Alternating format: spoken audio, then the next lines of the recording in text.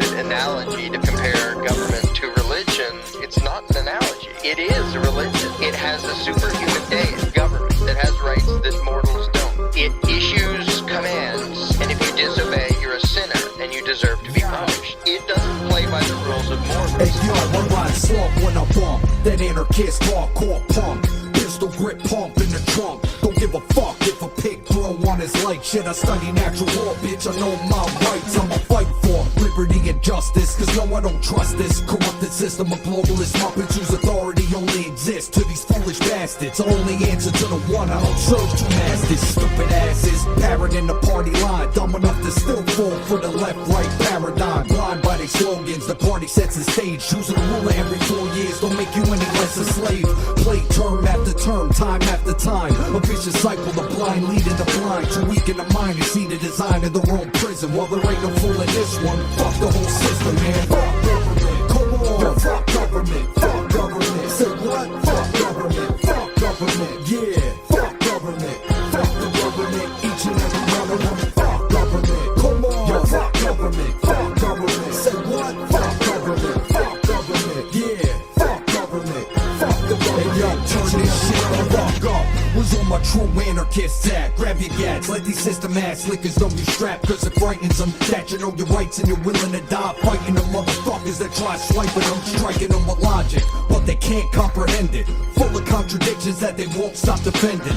Lying to themselves and they don't stop pretending. Afraid of truth and quick to get offended. So let's send them message to the sleeper, clinging to their chains, whose ignorance keeps us enslaved. A bunch of clowns that can't picture a world without a ruling class stealing our wealth and forcing us around. They don't trust humans to govern themselves, but yet trust a subset of the same humans to govern everyone else. Yeah, that makes sense, doesn't it? This shit is puzzling. They shovel shit on them and they loving it. Say it with me now. Fuck government, come on. Yo, fuck government, fuck government. Say what? Fuck government, fuck government. Yeah, fuck government, fuck the government. Each and every one of them. Fuck government, come on. Yo, fuck government, fuck government. Say what? Fuck government, fuck government. Yeah, fuck government, fuck the government. Every single one of them. Yeah, fuck the motherfucking state and every brainwashed dumbass that supports it. Government is slavery, biatch.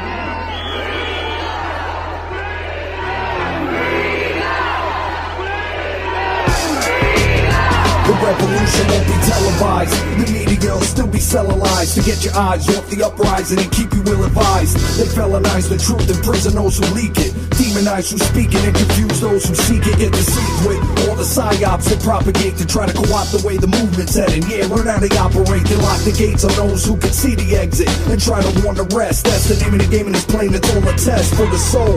On this quest we enroll. Every lesson we grow and have an effect on the whole. That's what they keep occulted. The knowledge to keep the sheep closed in their pen as they creep and cloak in their nature, scheming, provoking, keep an open eye to your side in the ear to the streets. Beware of the beast out to mark you if you dare to sleep. So I wear my peace with every outfit. I've been made up my mind. If shit goes down, these motherfuckers will never take me alive. All rise. The government has given us too much reasonable doubt.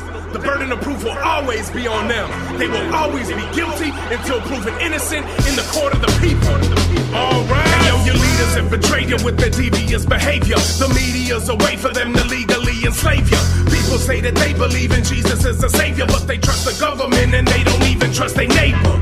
That ain't Christ-like, Christ is revolutionary. Yeah, you heard me clearly, and that's word to Virgin Mary. Word, time that we rise just like Jesus to fight the usury and all the rulers who deceive us. Don't believe us? Good, as long as you think critically and keep an open mind to the endless possibilities.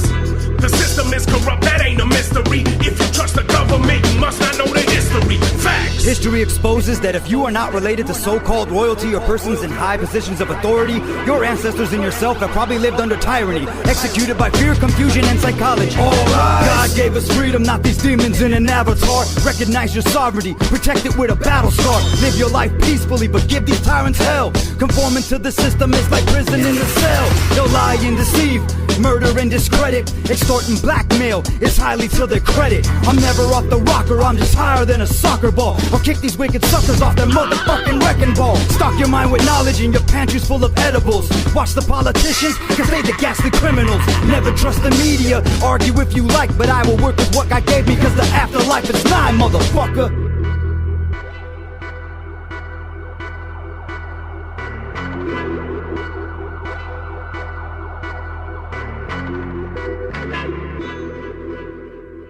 Welcome to Can You Handle the Truth in Music? This is going to be episode 12, incredibly, after about, how many? 1 or 2 years? No, maybe 2 years. I think last time was 2022, if I'm not mistaken. So, yeah, it's good to be back for this episode. And here with me, my co-host, DJ, Master of Ceremonies, Ivan Oyola Jr. Ivan, welcome back to the show. Are we alive? Are we back? We're still here? Oh my goodness, I forgot how to do all this. Yeah, we'll figure it out.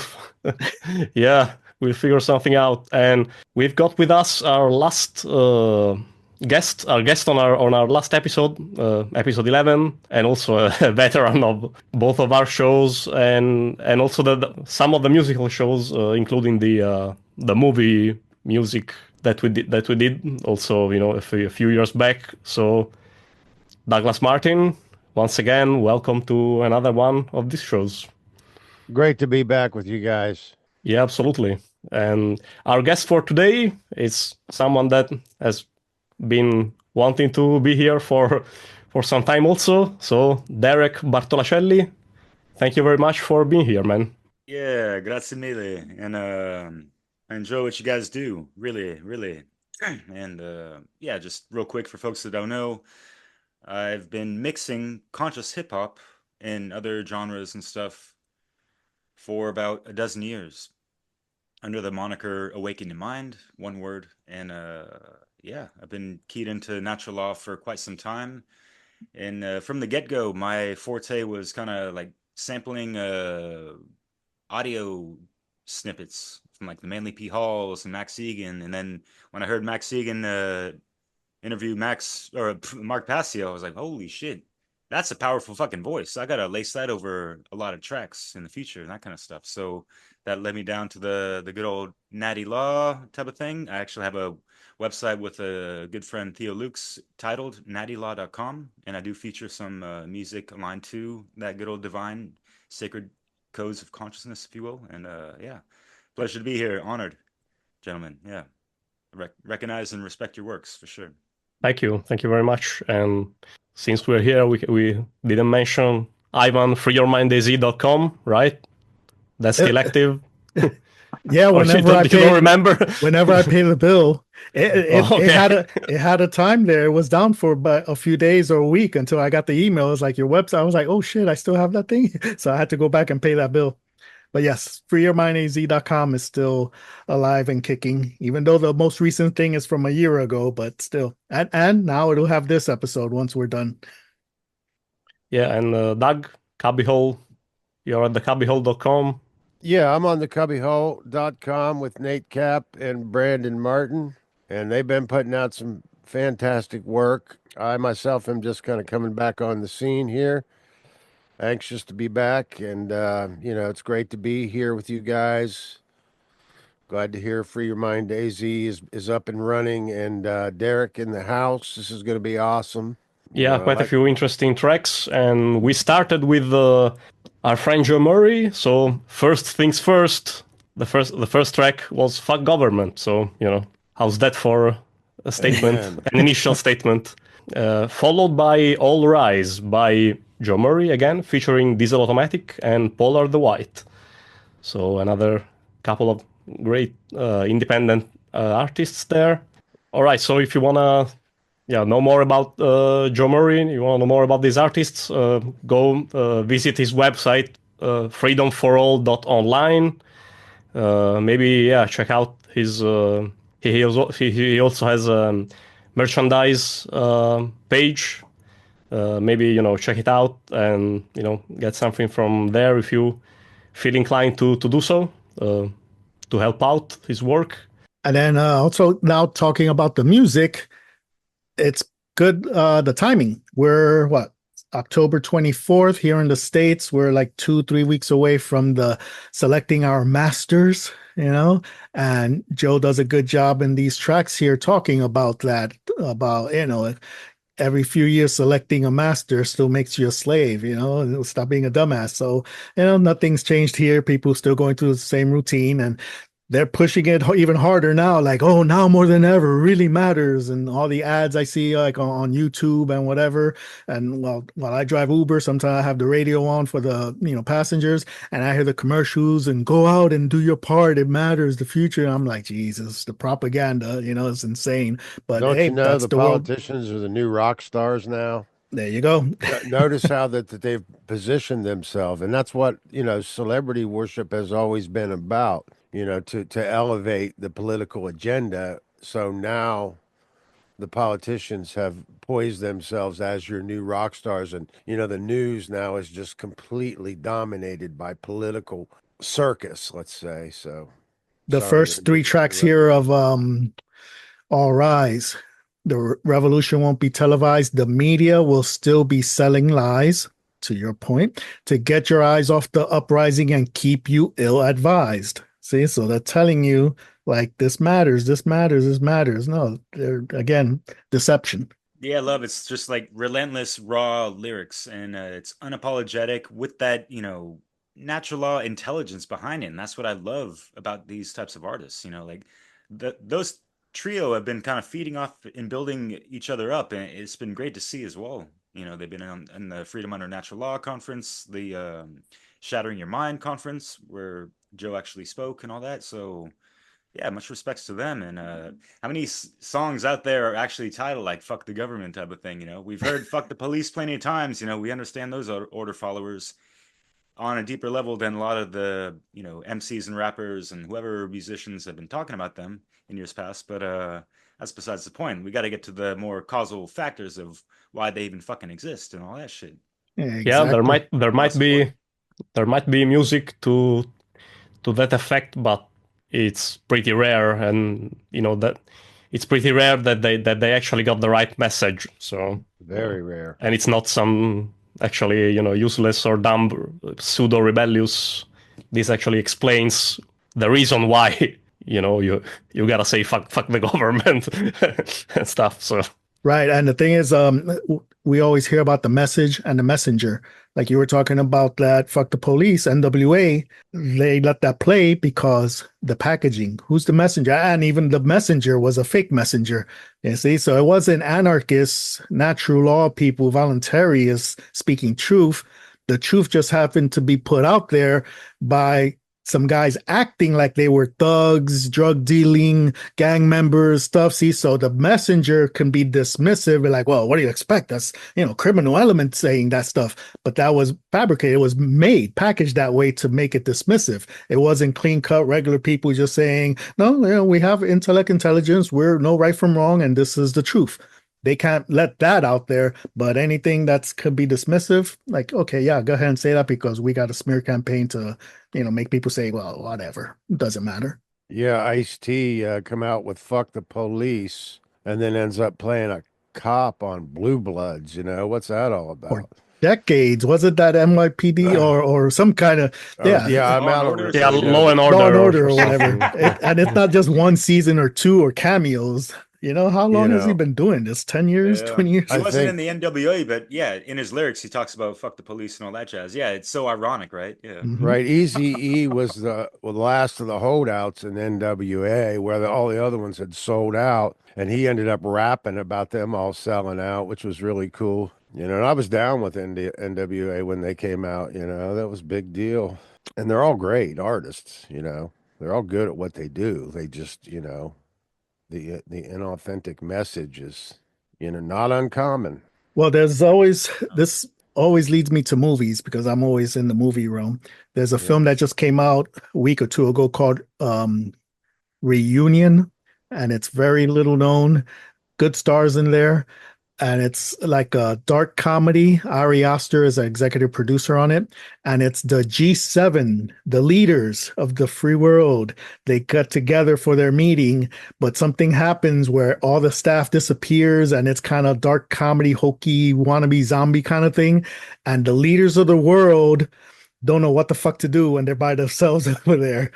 So it's very interesting. Got them. So it's like very interesting that they make a tongue-in-cheek wink, wink, nudge, nudge, like, look at this movie.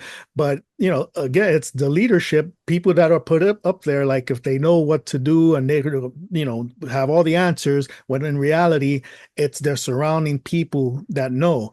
And I bring that up because, like you're saying, musicians, all these people with talent and skills, like, look, Joe Murray and Diesel Automatic and all these other people, Elias Clay, all these people have the skills and the knowledge, but since they're not attached or they're not in the in crowd, they're not playing on the radios, they're not playing on MTV or VH1 or whatever. It's so it's people with skills, they have, the know-how, but they're always manipulated by the people in control of the power. And if you, say the right thing and align yourself with the right people, then you become a star, and I think, wasn't it Lupe Fiasco? He had one of those tracks where he dropped that, right? Talking about, I think either Miley Cyrus. We played it. We played it in the episode 1. Yes, see? Lupe Fiasco, or State Run Radio. State Run Radio, right? Yeah, exactly. Yeah, they'll leak some stuff out, but yeah, to the point of, we cannot deny the talent that is there. Yet, they're the ones that are recruited to sign the contracts and be limited and kind of be fed what to say and limited to what they cannot say and that kind of stuff.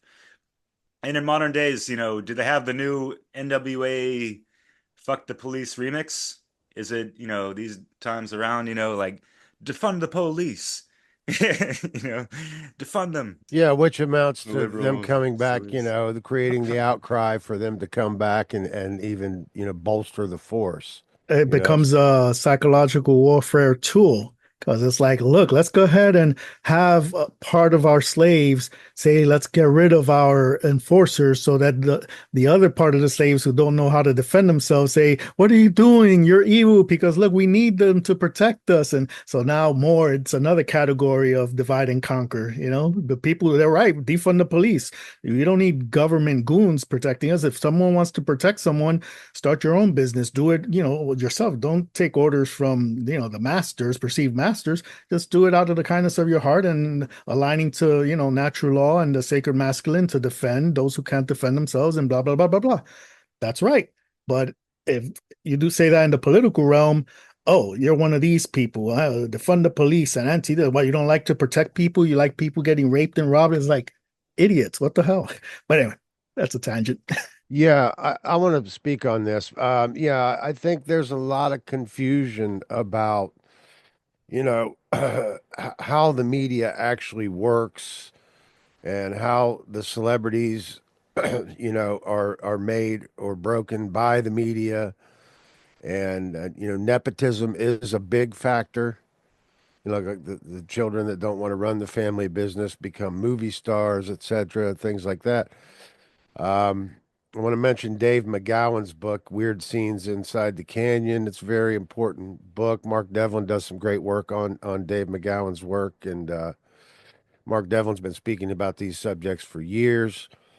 And again, we don't want to get too much into the conspiracy aspect of things. We just want to understand that, government as an institution on its face is an immoral position to take. you know, and it's not that they haven't done some good or the police haven't done some good. It's that in the big picture, they do more harm than good, and they perpetuate the racket. They perpetuate the injustice. And there's a lot more to it. And you know, the way the media works, I mean, basically when you sign that entertainment contract, you are forfeiting your right to have your own opinion. So anybody that steps out of line, you know, like we've talked about, is going to have to go see the cowboy, and the cowboy's going to, you know, straighten out your attitude and understand that there's a bigger agenda at play. And, you know, and people get the wrong idea about really talented artists that start out, you know, with grassroots talent and then become politicized later on, and then they just want to reject all of their music. Which isn't necessarily the case, you know. I'm thinking of Stevie Nicks or Fleetwood Mac as an example, you know, but you know, after their first couple of albums, you know, they are giving up artistic freedom or artistic control to a larger extent and becoming more politically propagandized. I think this has a lot to do with why Yoko Ono withheld the archives of John Lennon, and because we can't sing our way out of slavery. We have to understand that. We have to understand that the message is much more profound, and it's fun to write anti-government songs. I've never heard better anti-government songs than Joe Murray or DSL Automatic. You know, these guys are the real deal, and but again, you know, even that could be thrown into you know, a media spin because we can't sing our way out of slavery. And there's a lot more to say about this stuff, gentlemen. But we're so much more capable of so much, you know. So we you know, the novelty of new knowledge wears off. You know, we don't want to get totally caught up in the conspiracy bent. Just understand that, you know, if it's getting out there and it's getting traction, the media has the power to block anything they don't like, as well as to you know, promote anything that they want on the front lines. And there's a lot more to it, and there is some strange things going on, and there has been, you know, a lot of untimely deaths with celebrities that are very suspicious, and we need to look into those things. But you know, we don't want to get too biased in our personal opinions about it, because, you know, I mean, you really can't know, but it certainly can, you know, you need to know that government runs these types of ops, you know, and why. You know, so we have to be more mature in our thinking, I think, about this, and understand that everything is not a conspiracy. A lot of these things that people believe, you know, are controversial. Some of them definitely have, you know, intent, and some of them, you know, you can't really be sure. But you know, I don't want to go on a tirade, but you know, I just got a lot more to say about that stuff. So yeah, we got 2 or 3 hours to go. You'll have another chance to chime in. Yep. Yeah. So you remember now how these shows used to go now? On and on and on to the break of dawn. That's the reason why there are all those hours in the counter there in the timer. Anyway, I'd say why don't we go ahead and play one of our guests' tracks, one of Derek's tracks. So Derek, what do you think about that? Groovy. Oh, Evil Dead reference? Is that what you're doing? Evil Dead? Ash? Oh, groovy. Possibly, but yeah. I'm not a movie buff, so yeah. Oh, man. Yeah. that's Can't take credit for Bruce that, Campbell, right? See, Douglas knows. Of course. Yeah, those are great, man. I love those films. And maybe someday we can get into that too. Evil Dead, the Dead. You know, what are we trying to reach Jeffrey out there? Combs The Dead might be in some of those films. Yep. If I'm correct about that. All right. So which song did Derek want to start off with? I'll let you pick, Francesco. I'm good with whatever. Took a little eclectic selection for you guys. It's mostly hip hop, but yeah, covers some really interesting, pretty deep subject matter as well. So do we wanna go with Polarity? Sure. Quick little introduction. I mean, yeah, they talk about polarity. They go over some of the Hermetica. They go over astrology, and even, you know, there's some tarot references. So it's pretty cool, you know. esoterically eclectic, if you will. Okay. All right, here we go. Zodiac, and Ty Phoenix, representing polarity, iller than ever before. Polarity, that's the universal law. You know Phoenix set it off right. Haters mad they can't copy the archetype. Awesome light that's glowing out my avatar. MCs rather spar, get sabotage. Our destiny was written in the ethers. That's why we make shit look seamless. Gotta resurrect the people when they fall behind. Can't carry a leader, I'm a cardinal sign. Two sides to the laws of attraction. There's an equal and an opposite reaction. We represent all signs, no slacking. From Leo love to Aquarius detachment. Top renegades, lyrical assassins. Y'all not made of the same type fabric. We here to ascend, God in human skin. In the game of life, baby, all we do is win. Bullseye till I Scorpio, I'ma shoot again. Word killer, that's Gemini, getting the eighth verbal. Edibles that can get him high with a taste. We all satisfied, we really just getting by on the plate. Wow, that's a planet without an end. Getting my infinite plane, I spin around it again.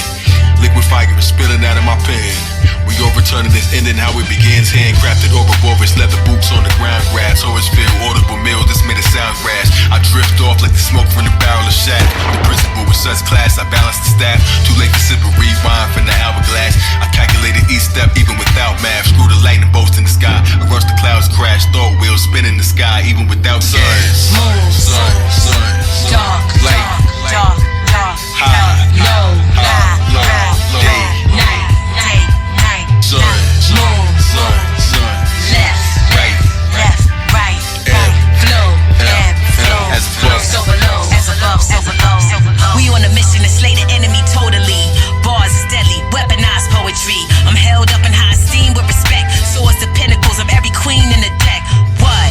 You ain't never seen God in the flesh? Can't duplicate the qualities that we possess. We gon' make them all bow down and confess. You in 3D, we playing 5D chess. You know the league's best, don't you see the finesse? The plan is planning everything, no needing to guess. We just kicking the door in, we don't need a request. Uranus, the one-man SWAT team, kaboomerang. Spun the block, got it made, swiping all your clocks clean.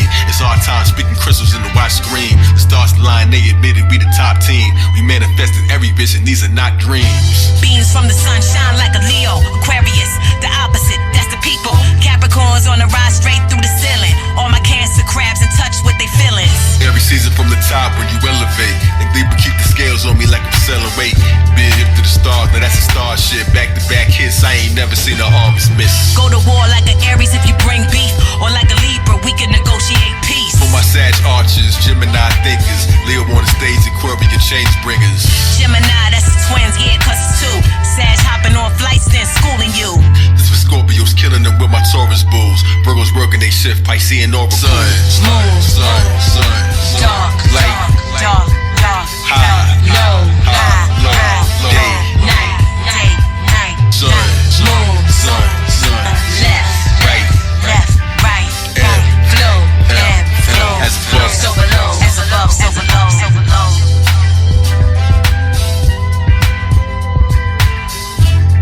this polarity the whole day. Ain't no fall without spring. For every head there's a tail. Keep on balancing the scale. World order.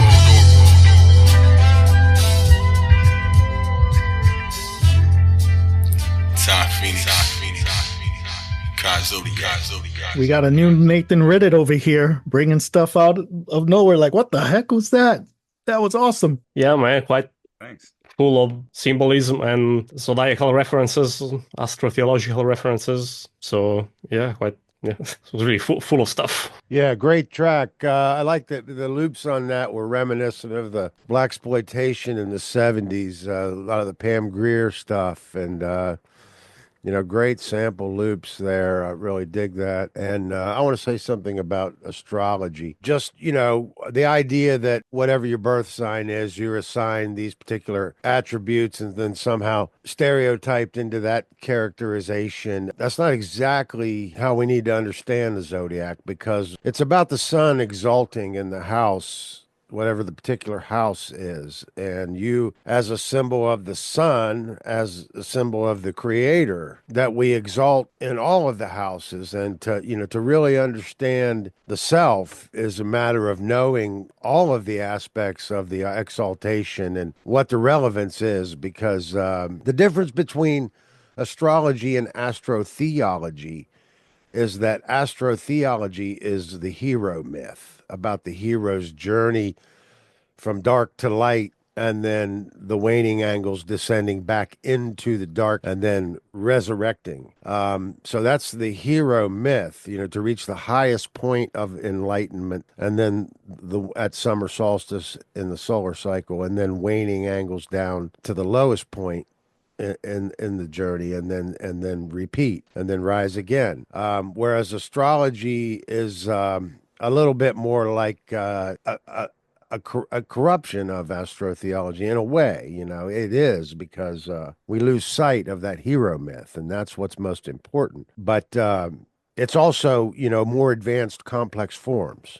Astrology. So we get into these complex forms, we lose sight of the basic forms, and that's where we go astray and then get lost in the wilderness. So that's the only thing that Manly P. Hall ever did that I would take umbrage with, was he actually did a TV show in the 40s about these assigned stereotypes of the zodiac astrology and our birth houses, and then these attributes apply in this particular house to anyone born under that sign. And that's not exactly how it works. All of these attributes we all have. We all have the potential. And one more point I wanted to make about it is, because a lot of people have attached themselves to their idea of astrology in this stereotyping of the birth house. It's actually culturally enforced, so it's actually being conditioned into us, where people expect you to, if you're a Scorpio, they expect you to display the attributes of the Scorpio, etc. This kind of thing. We have to understand that it's already deeply ingrained, and I've seen that effect on it.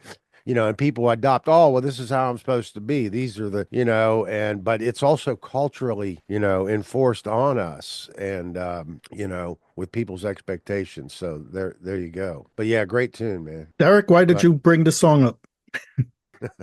Wanted to spice things up. I haven't watched all your episodes and all that. I literally have thousands of albums even. But as far as songs like that, yeah, it brings up a good amount of the Hermetica. At one point, it seems like they're kind of, all right, they're talking about polarity, yet, they're talking about the ebb and flow, kind of like the law of rhythm. Yet we could see the polarity within the degrees of the ebb and the flow, if you will. So, yeah, it's another thing that I've also learned to speak more about in regards to, the Hermetic principles, that a lot of them work in tandem. They're like operational all the time, 24/7, they cannot.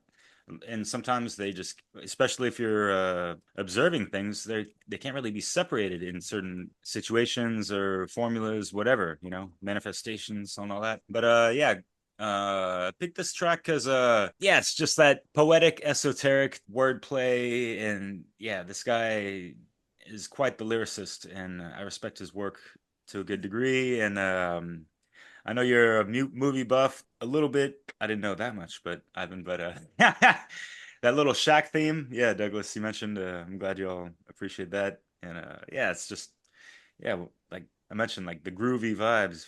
I like how they put the twist on New World aura. Songs like this, I need that contrast of, going with the hardcore Joe Murrays and that kind of stuff. I love that shit. And I showcase it, and I've mixed his music in my projects in years past. I should do more, by the way. But I also try to have that contrast of, all right, like as far as like exposing and commentating on all this stuff, we got to, build each other up and, encourage and empower ourselves, and like just those sparks of inspiration or motivation to look, even if they don't know these things, or, some of these concepts are over people's heads, maybe one day they're going to click and be like, fuck, I should know about this stuff. They're talking about that. It seems like it's so cool or whatever. Like, that sound, immature in a sense, but, I'm thinking about, the youth that's growing up. That's, mostly keyed into the fucking lamestream media commercial bullshit. right? So to even get them to listen to some underground shit, sometimes it's, you know, pulling a leg, whatever the hell, unfortunately. But anyways. Well, what I take away from this song, a little bit with what Douglas was talking about, when it comes to astrology, my understanding of it always has been like, yes, the sun, energy, light. Okay, when you're born, you can look; it's all energy. All right, or it's it's all the same, but there's different degrees, different times. So, like when she's talking about a certain Aries, go to war like an Aries, and Douglas was saying, socially, they try and engineer this where it's kind of like, oh, if you're born this time, well, no, there's some truth to that, because like, look at us. When it comes to truth and natural law, I'm constantly movie. That's my vibe. That's my energy. That's where I'm at. Someone like Joe Murray won't be movies, his music's his thing. Somebody else will be books is the written word. Someone else is, see, so it's all the same intention, freedom and natural law, but it's in different ways. So energy, when we're born, certain frequency, certain type of energy is a certain way. A Virgo's a certain way, and Aries is a certain way, but it's all still the same energy. Just like the music, it's all music, it's all sounds, it's all the same. But you do a certain thing with it, and you have hip hop. You do something else with it, you have heavy metal. You do another thing, you have jazz. But it's all music, it's all the same, but there's different types. So that's how I see astrology, that each person, when they're born, when they manifested, when they came in, the energy at the time, when it infused to bring the spirit or whatever, was a certain type for that time. And that's the life, the way they live their life. That's why they identify as this. They're like, man, you do this and this, you behave this way, you must be a Virgo, aren't you? Like, yeah, how did you know? Well, because of certain traits that the energy comes in like that, or certain other things like, oh, you must be Aries, because there's reasons why they identify with that, because there's a certain signature in the energy, your spirit, when you're born, that manifests. That's my understanding of that stuff. So that's why I like this song. Is badass like that. And the polarity, they threw different things in there, like you said, with the light, dark, the hot, cold, good, bad, all that stuff. But again, there's degrees, polarities, and all that stuff. It's a good song. I like it. Yeah, I was reminded a little bit of the movie Predator, when they talk about Scorpio and Sagittarius. Oh. So, Doug, you introduced me to the concept where, we actually see this in quite a few movies. There's the depiction of the path of the hero and the path of the sun. So yeah. And in Predator, you've got the the Scorpio going into Sagittarius, and you can see that depicted in the movie. So I know what you're talking about. Yeah, when he kills the scorpion.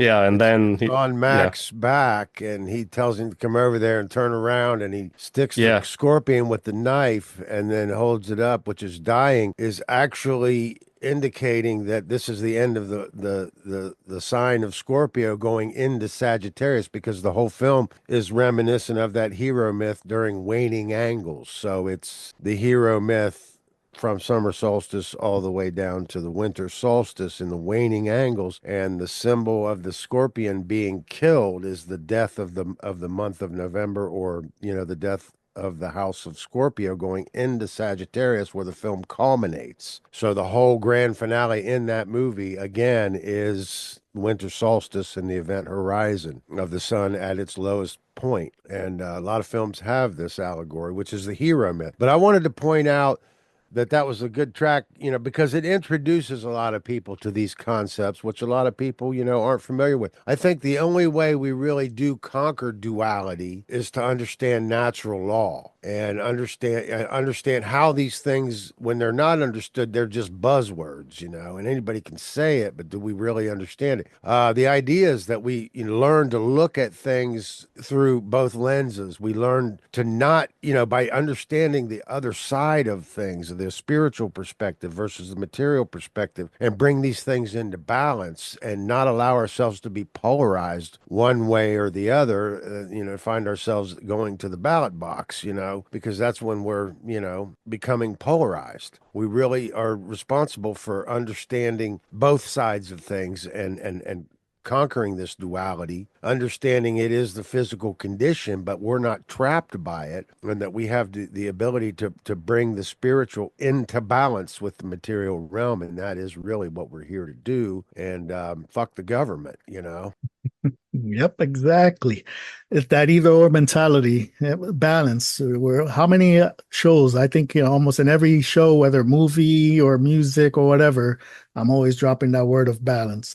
And it's a balance of good and bad, or knowledge and ignorance, and the balance of spirit and material, the physical world. And there's a divide and conquer right there.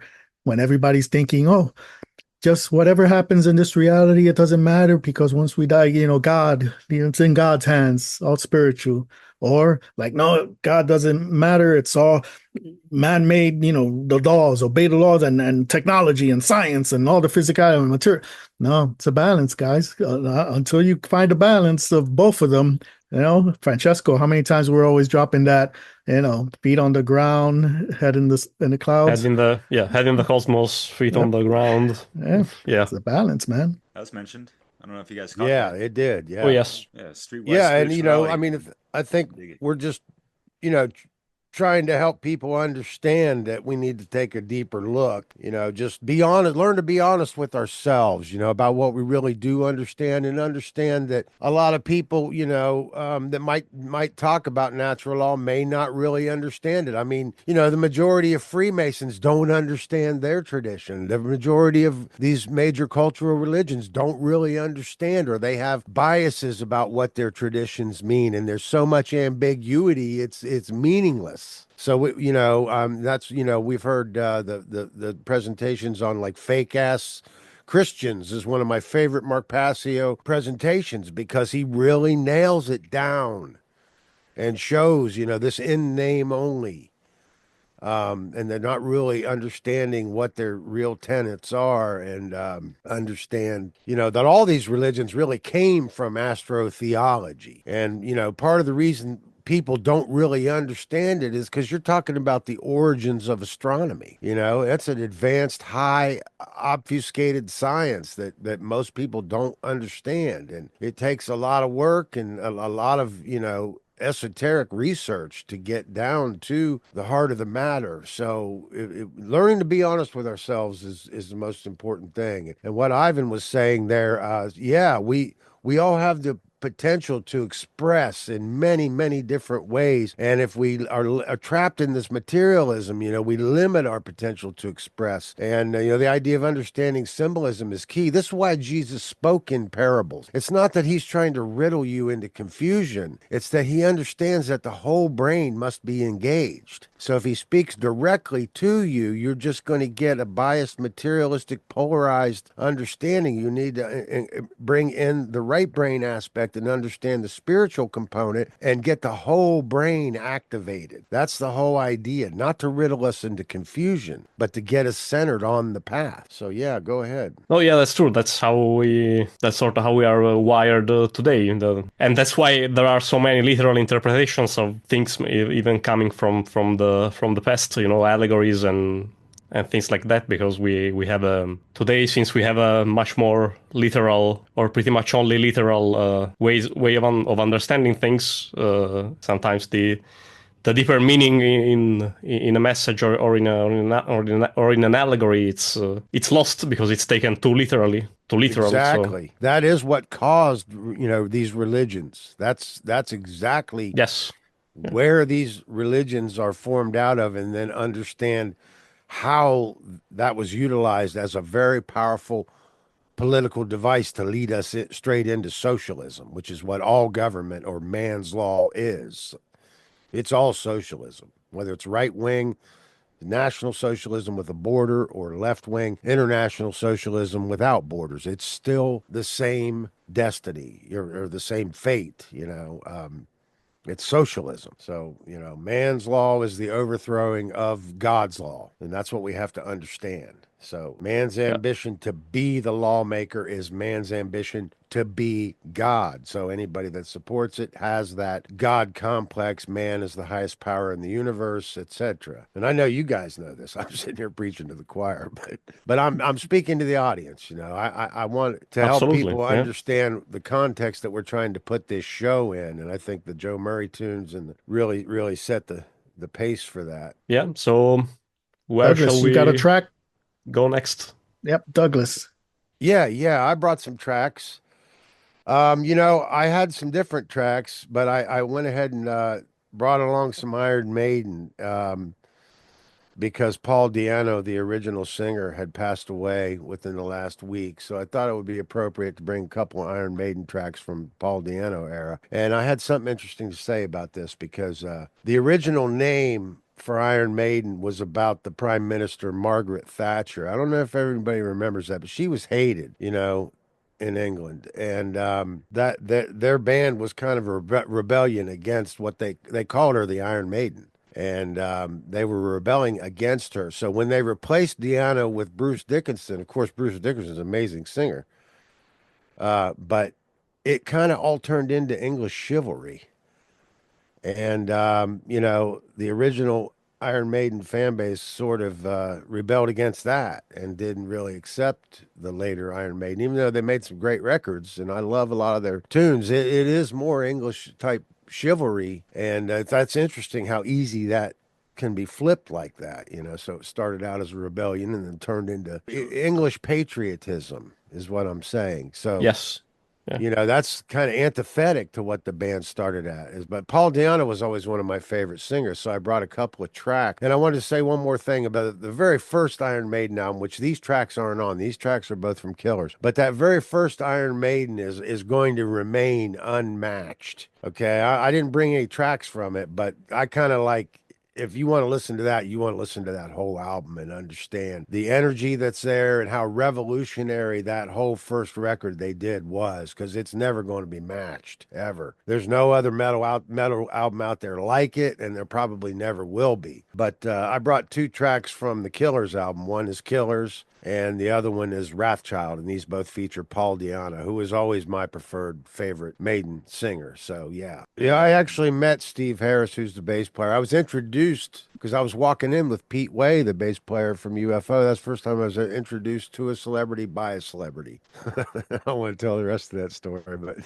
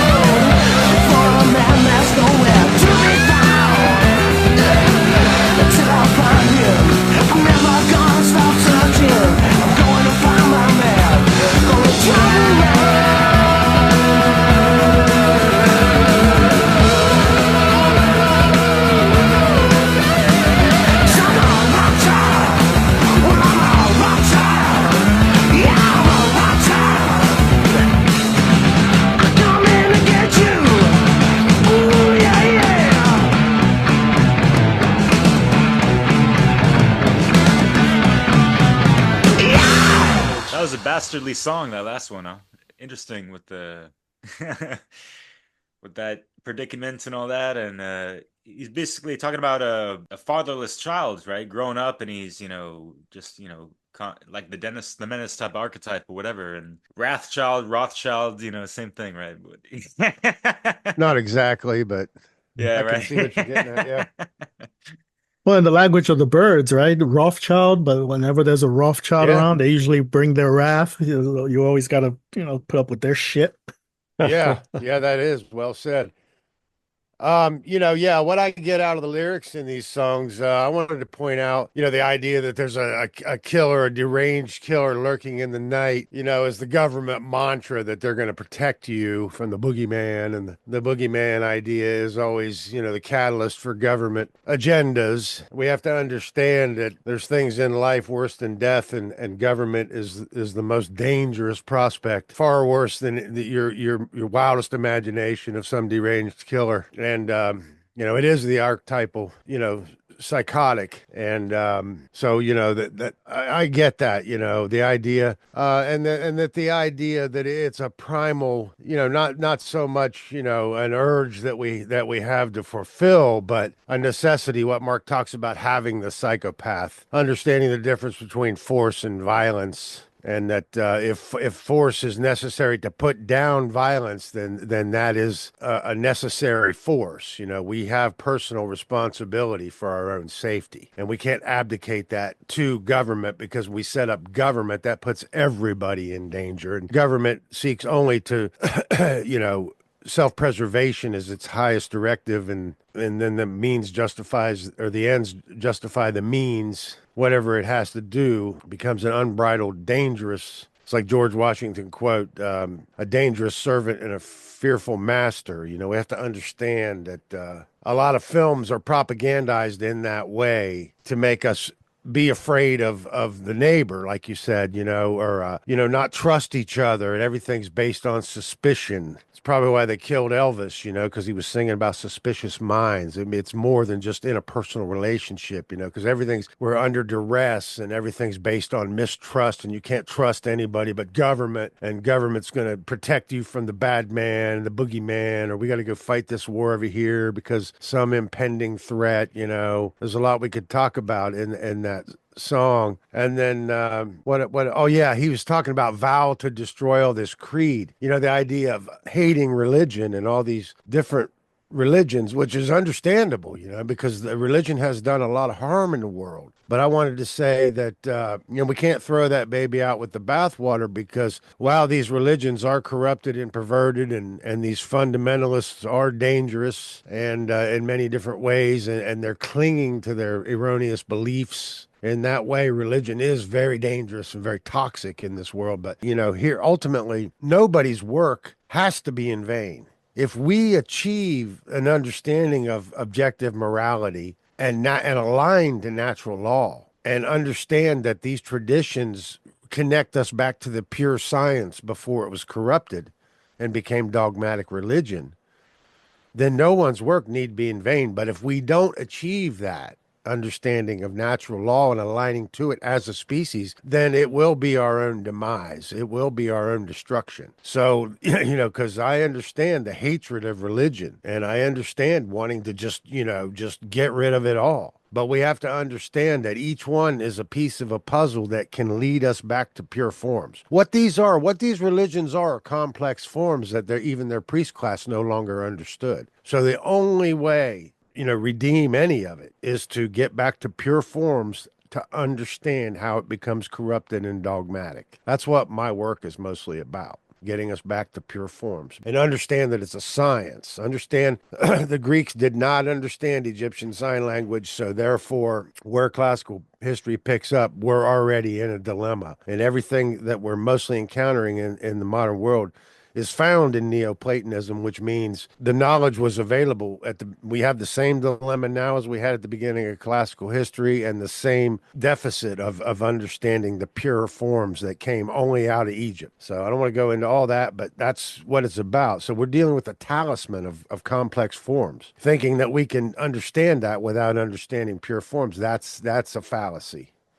The only way to understand it is get back to pure forms. And then Wrathchild, again, I heard he was dealing with some abandonment issues there, which is interesting. Talking about looking for his lost father and, how that can lead to a rebellious attitude, I guess. The idea he's a Wrathchild, he's not taking no shit. But there's probably a lot more to the lyrics in that. But it's just, they're both great tunes. I'm a guitar player. I always played rock and roll and metal. And those songs are dear to my heart because they have the best singers, best drummers, best guitar players. It was always a challenge to try to learn and play any Iron Maiden. And, I grew up with those songs. I love those songs. It took me a while to get used to. I used to think that music was progressive, because I was listening to Ozzy and Sabbath and stuff. But, I finally learned to really love Iron Maiden, and glad you guys let me bring that stuff on. I never got into them.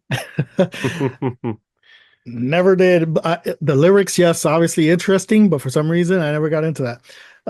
And Doug, you might hate me for this one, but Madison Square Garden several years ago, Dream Theater opened for them. I went, saw Dream Theater, Iron Maiden came on, stood for about 2 or 3 songs, and then I was like, okay, I'm done. And then I left.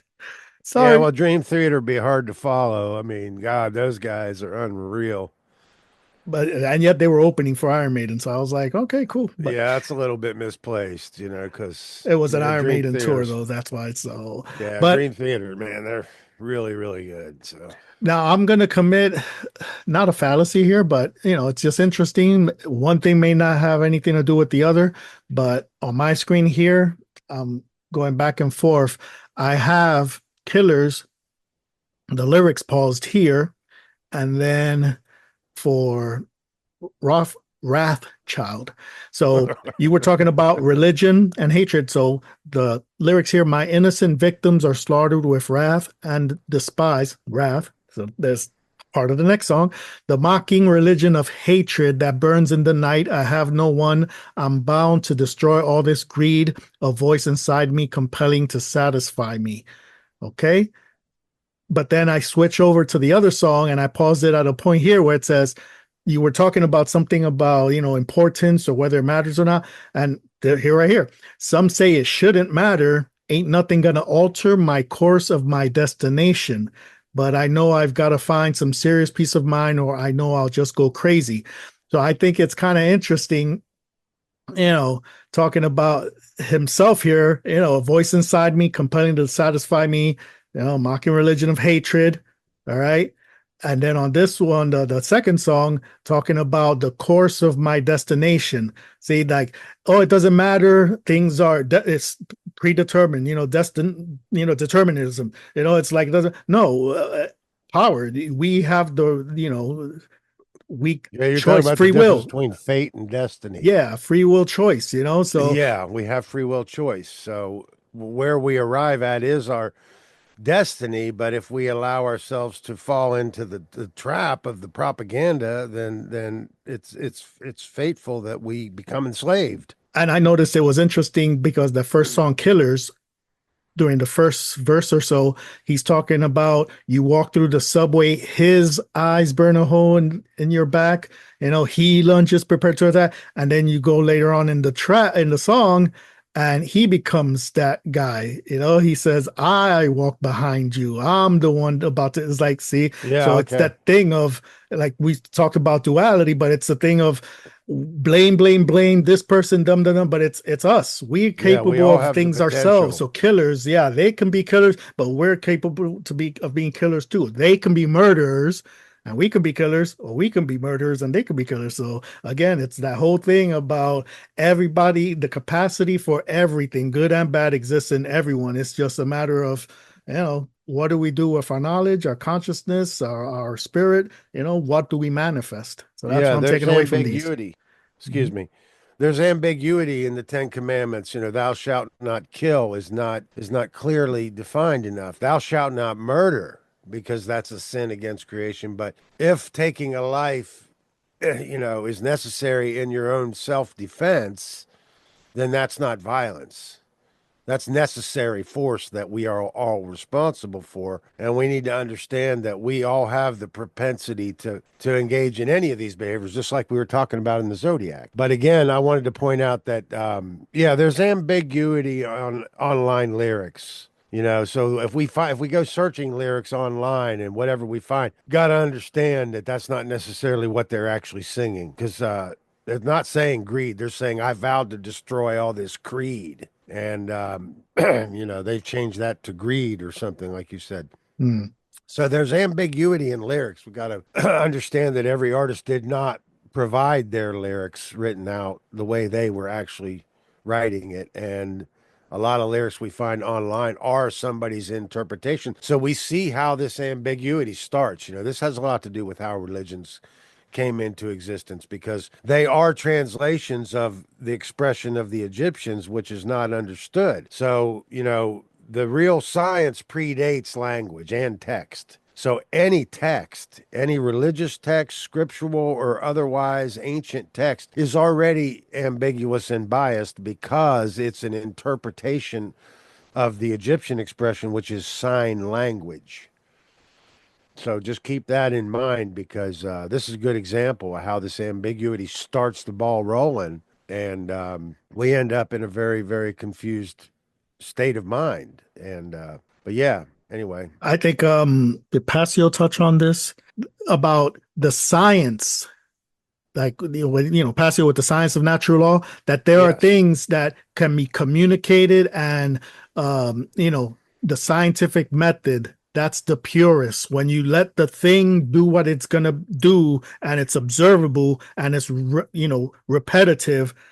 Once you start throwing language on there, whether it's English, Spanish, Chinese language, whether it's some kind of written text, or that's when it starts taking on the description, the identifier. That's when it starts being modified, leaving things like we were talking about a couple of songs ago, Douglas, in its purest form. How I always like to describe my version, or my intention when it comes to religion, religory, binding back to purity, to its original state, scientific method. Take whatever the thing is, its purest state or form, have it do what it does, and boom, that's it. Nobody's opinions or nobody's interpretations are involved. Things just do what they do, and that applies to us too. That's why, taking humanity to its earliest form, the children, the child, the baby, when they're first born, they don't have any other programming in there, any of the influences, any of the biases.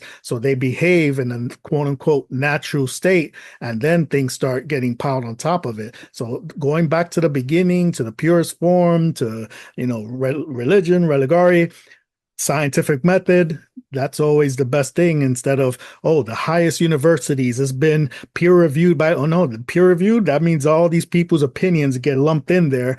And I think we've brought up before the word confusion. Fuse means to bind. Con is con, together. So that means everything's fused together. So confusion basically means everything put together, and you can't identify each little thing on its own. Everything's just it's just a mess, like Gordian's knot. It's kind of reminded me of that. But we don't have to go ahead, Francesco. I got something to say. Yeah, we don't have to forget that we also need to acquire the knowledge, though. So I think too many people, with the idea of going back to a pure state or a pure form, so to speak, often confuse that with not actually having to really do the work. What I'm saying is that there's knowledge to be acquired, and it's it's a tough job. So lifelong journey. It's not this TikTok instant gratification and all that. Yeah, weird instant sensation, right? So yeah. All right, so I wanted to mention real quick with the first the Killer track. It was really interesting. It kind of made me think. There were some lines in there. I don't know. I think Ivan, you mentioned the voice inside needing to satisfy, and some other things along those lines. It reminded me of I mentioned Max Egan before. He did a really great piece, like a decade ago, talking about things about psychopathy and how the average person doesn't understand these psychopaths and all that, because they cannot set aside their own opinions and whatever, and and just objectively observe how other people operate and function, and kind of like, their kink or their motivation and all this stuff, their nirvana in a sense is to, like cause harm upon other people. And I think about it, I did a recent chat with the Europa Natural Law crew about, dark care, and, talking about the NSPs, the narcissist, sociopath, and psychopath, of how they're looking to feed off of other energies and, things of that nature from other people, because they lack that within themselves. So they gotta, look for it externally. In a sense, they're not balanced, they're completely, unaligned and all that jazz. So that came to mind listening to that song. And yeah, it was interesting. Maybe I didn't catch the whole transition of how that song progressed, but was he talking in the first person and then also like the third person? Did he change characters, or was he kind of shifting between characters? Yeah, it kind of turned it outside in, Yeah. That was really, it's cool. I like And that those things. line, "I'm bound to destroy all this greed," is not correct. It's, "I vow to destroy all this creed." So that's a great example. We're going to find this ambiguity in the online lyrics. Yeah. And, I wanted to point out that, yeah, this song is about bloodlust, obviously. And the idea that we could even become addicted to it, or we have the potential to be compelled, or that we all are potentially inherently killers, and that we've got to, keep that psychopath in check.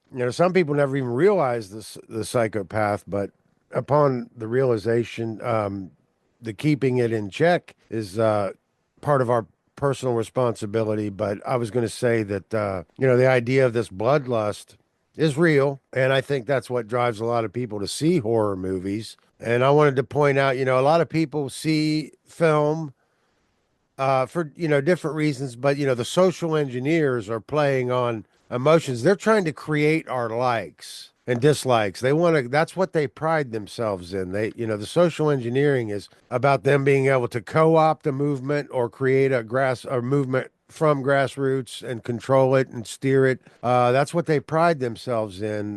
So the George Orwell quote, "The people will believe what the media tells them that they believe." We could take it one step farther. The people will believe they like what the media tells them they believe they like. And the idea, the difference between dealing with entertainment and media expression from a mature perspective, not just for escapism, so parental advisory or parental discretion is advised, means we all have responsibility to become adults and be able to look at things both sided, not become jaded or biased in our perspective on things, and understand, what we can extract from it that is beneficial, and also understand how it can be dangerous, and understand that this is what our responsibility is, and then ultimately understand how government or the social engineers will use that in their favor. When we're polarized, we're on string. So when we understand how to bring that into balance, and then what Ivan was talking about with science, the idea of empirical sciences,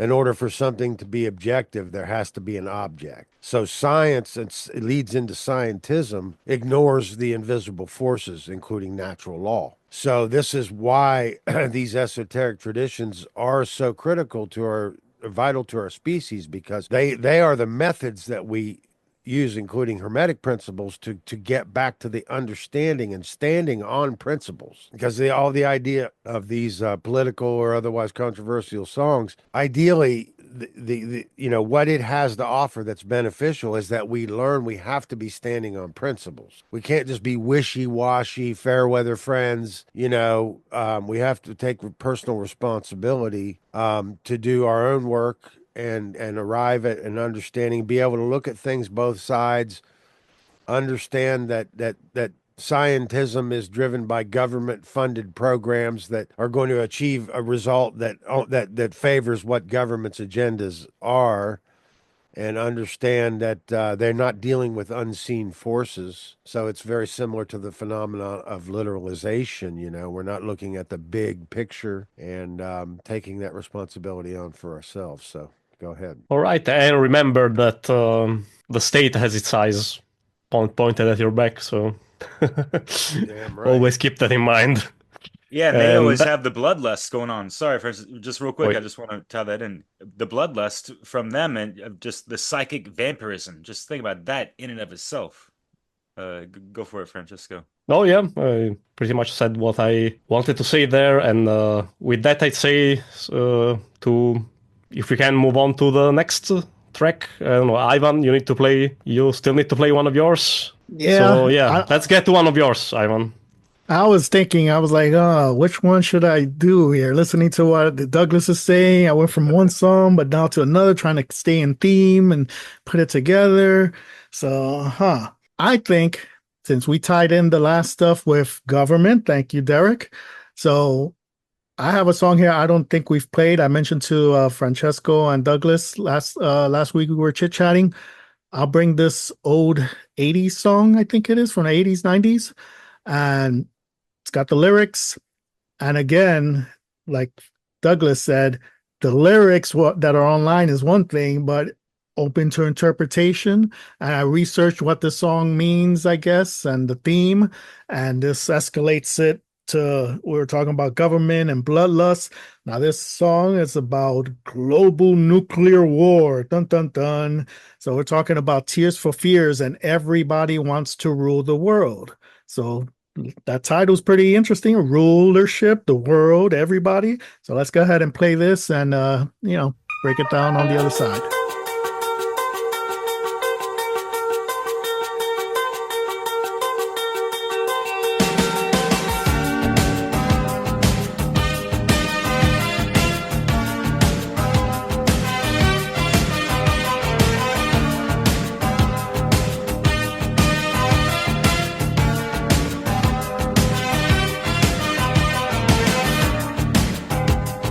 Welcome to your life.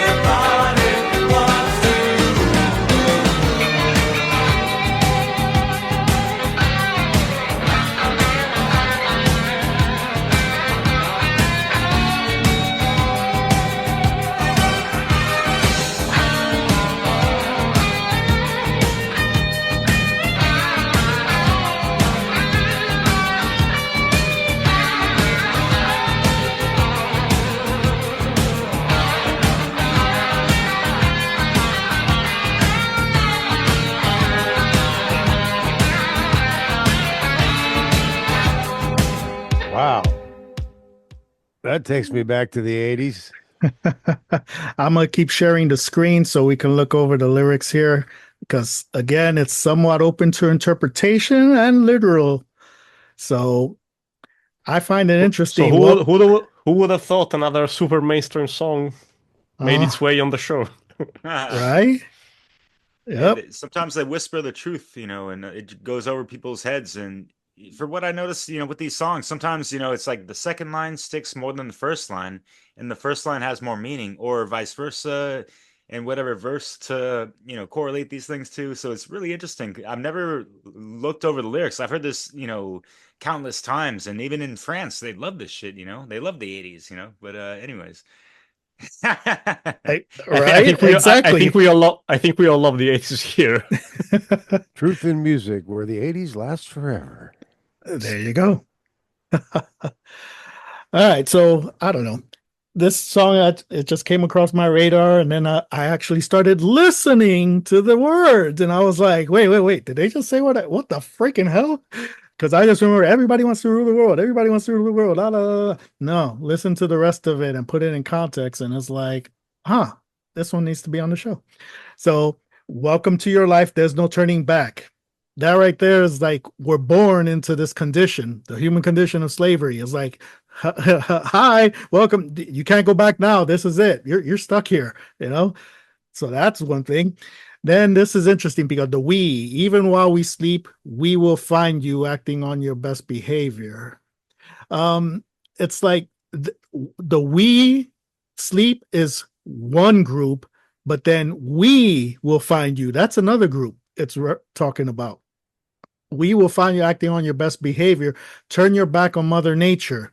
That's that whole thing of, if the song was, about nuclear war and all that, it's like, yeah, turn your back on Mother Nature. All the technology, using all the stuff, who gives a shit what the environment and, our planet and where we live, turn your back on Mother Nature. Screw it. We got to go ahead, and our type of politics will rule over your type of politics, and we'll bomb you and destroy the planet, to make it so. It's like, what the fuck are you doing? So that's how I interpret those lyrics there. It's collectivism versus the individual rights. There you go. It's my own design. It's my own remorse. Remember how many times we talk about we get what we deserve? It's my own design. So we're born into this, and this is what we're given. It's like, oh, this is how things are? Okay, well, I guess this is how it is. Well, we're giving this, and we adopt other people's beliefs, behaviors, and the way things are. But yet then we're like, man, this sucks. Why is the world like this? Like, you have a hand in creating it and you can change it, but you're being told like, no, leave, the rulers will take care of that. No, we're the ones that perpetuate this. So that's how I interpret those lyrics right there. Yeah, as morality declines, freedom declines. So when we get on board with the collective, we're on board with man's law, which is immoral. An immoral prospect, and then we're manifesting slavery as a result of that. We're getting what we ask for. Yep. That's our free will choice. We don't have to go down that road, but we have to understand that the need to control is driven by fear. So fear, the only possible outcome, natural law expressions would be chaos, which is slavery, the loss of freedom. We're collectively manifesting slavery by ignoring the rights, understanding that only the individual has rights, and that a collective or a government or an institution cannot be held accountable or responsible because it does not have rights. It does not actually exist. It's a condition of the diseased mind, if you will. So, and the next little lyrics here: help me to decide, help me make the most of freedom and of pleasure. Nothing ever lasts forever. I heard that and I was like, wait a minute. Most of freedom and of pleasure. So it's that thing about non-aggression principle, right? And all that most of freedom, we can do whatever we want, and whatever makes us feel good, as long as we're not harming anyone else. So that's the most of freedom, right? And nothing ever lasts forever. What's the only constant? It's change. That's the only thing that's ever going to keep going is change. Natural law. That's the, yep. Natural law will last forever. Yeah, and that's part of eternal principles, right? And the great legislator of today is the forgotten failure of tomorrow. Then I took this as: there's a room where the light won't find you. truth, but also if it's a nuclear explosion, holding hands while the walls come tumbling down, or you're hiding from the nuclear explosion, that's the light won't find you, maybe. But I'm thinking that if you're hiding with the rest of them, light, knowledge, you're hiding in ignorance, while all the world is falling around you because of your ignorance. You don't have the knowledge to do what's right. That's how I interpret that. And ignorance is an act of sheer will. See, knowledge and wisdom, or wisdom in the sense of high knowledge, knowledge doesn't find us. We have to seek it out. So ignorance is an act of sheer willpower. Yep. We can't just be waiting in the dark room for light to come knocking on the door. If we want high knowledge or higher learning, we have to seek that out. And, that's kind of the point that I was trying to make before there when talking about going back to our original state, etc. And that was the point I was trying to make about the fact that we need to seek the knowledge. So yep. Let me see. When they do that band reminds me of Depeche Mode and Rick Astley, I think. Were these like European, British guys, or were they American? I don't even know. I'm not really sure, but they're great pop artists. They're the best in the business. I'd tell you that. Yeah, and they from Britain or Ireland, probably. Britain. A lot of good singers do come from Britain, I guess, because it rains so much there. Something I just want to mention, what I interpreted in the beginning, where it's like, oh, we see all and all this stuff, and like none of your behaviors are unnoticed, and even if you turn your back on Mother Nature, we're still here, we're watching. It's kind of like the universe sees all, even in hiding from the light and all this stuff. You cannot shuck or dodge natural law, causality, and all these things. That's kind of how it's written into the cosmic Akashic record, they say. And just almost finishing up here at this part here, I can't stand this indecision married with a lack of vision. So that's the attachment to unknowing, to that ignorance, right? Indecision, Yes. like I don't know what to do, married with a lack of vision. So you're attached to not knowing, not seeing, is like playing dumb, Yes. Yeah, that's the most powerful line in the song, I think. Mm-hmm. One headline, why believe it? So that right there stood out to me. Like that's through, again, playing to the media, right? So if the newspaper, nuclear war is inevitable, or go back 5 years ago, 4 years ago, COVID. See, one headline, why believe it? Yeah, everybody wants to rule the world, so they use those headlines in order to control you. That's how I interpret that right there. Truth, right there in the open. Using fear to control. But my point was that the desire to control is driven by fear. Like in Dante's Inferno, Satan is encased in a block of ice at the center of hell, and his master over him is fear. So that's very profound. All right, back to you, Francesco. Back to me. Let's your turn to let one let's spin. play. Well, I have maybe 2 tracks at the most, so let's go ahead with the someone else's tracks. I don't know, Derek, you want to play another one of yours? Yeah, sure, with pleasure. Okay. Let's go with that New Vision project. This guy, he's on another echelon as far as, weaving in so much in-depth research and study into the Esoterica and Hermetica, and the way he personifies that through his penmanship is quite exquisite. So yeah, I do a lot of underground hip-hop stuff, and some things are pretty rare, and a lot of tracks don't have music videos to it. I know some try to make an effort and do some of that, or at least do a lyric video. We might be able to find one of this track. I know he has put out music videos, but that's okay, because video killed the radio star. Yeah, man. And yeah, Hans Zimmer is playing in that video, by the way. He's playing the keyboard. What? Far out, man.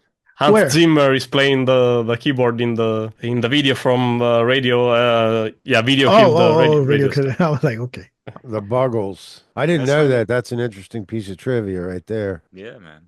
And it's funny, the other day you brought that up, Douglas. I was thinking, like, because Ivan, tell me if I'm incorrect, but Hollywood seems in shambles, like creatively, bankrupt, especially with their writers and all that stuff, you know, Disney included and all that jazz.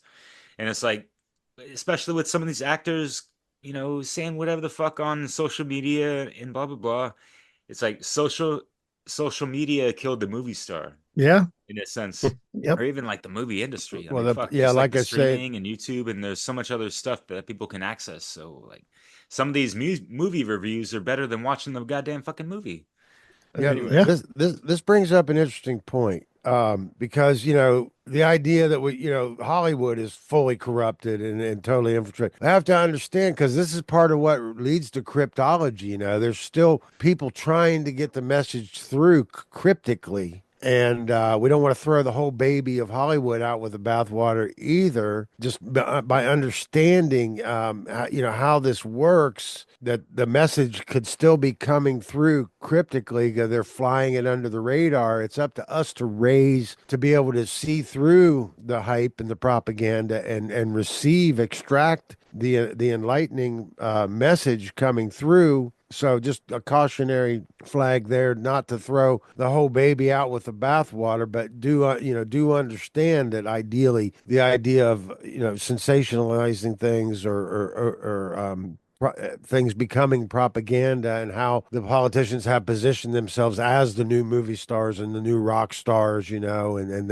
they've used the celebrity worship to attain to that goal. So the idea of the celebrity worship is where the danger lies, you know, when we obsess over these things, or we see these things as more important or higher than ourselves and our own value. And, you know, we want to be careful about that. There's a lot more to say about it, but yeah.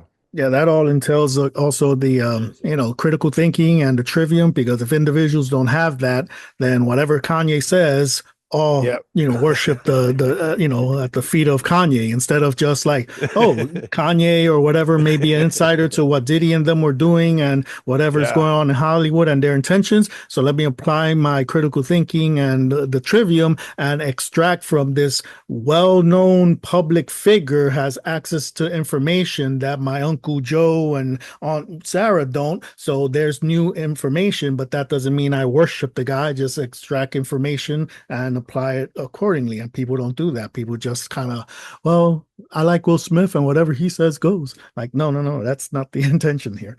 Well, just because you heard they were eaten by cannibals doesn't mean it's true. Yeah. Yeah, but I wanted to mention, Ivan, I was thinking of that Tears for Fears song just a few days ago. You know, everybody wants to rule the world. It's so ironic that you brought that on, because I was thinking, you know, that's got such a theme for or potential for the show, you know, and I knew there was something, you know, to discuss there. Yeah, that's really cool that you brought that, because I remembered now. I was thinking of that a few days ago. All right, so let's share here and bring up New Vision Project.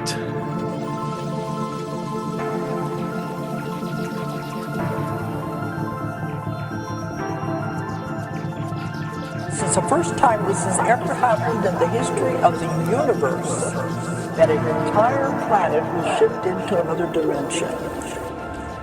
The human body's a vessel, that's how we came here. The gematria spoken was potent, it made the frame appear. A new reality structure and you can hang it there. So painted like a famous artist, tainted by 1,000 years. Through illusory perception, misusing your affection. If you love, it's through attention, that's the moment of ascension. When you realize connection, that's internally impressive. Synchronicity's a message, everything just instantly appeared. For that's a blessing, it's the cellular division of the planet you requested. Inspect it and make sure the dark didn't infect it. Don't neglect it, you're a light seed sparking and reflected. It's the 4D dimensional void. See, I selected at a portal speed of positive timelines projected. Immortal breed off of the mind science objective. That's accordingly if ever the mind's dying protected. Cause everything perceived in this life's what I collected from my past time life experience recollected. This is why my theory of life feels incepted. If I try, then I clearly evolve without a question. Resolve any problem that's old. To make impressions it revolves. Comes back to your soul for imperfections. Now I'm whole, now my body is gold. For that's a lesson, lose control. Now the negative holds on your progression, but it folds for your perfection. It rolls an old question like, what are we really here for? I froze for a whole second and said, it's probably to go through these soul lessons I'm fed. Can't believe I completed this whole section, I'm exceptionally read. You can hear the whole session, that's essentially what I said. It's hermetically in my head, I'm waking up all the dead with energy that I've led. If anything, I've led by example, if not instead.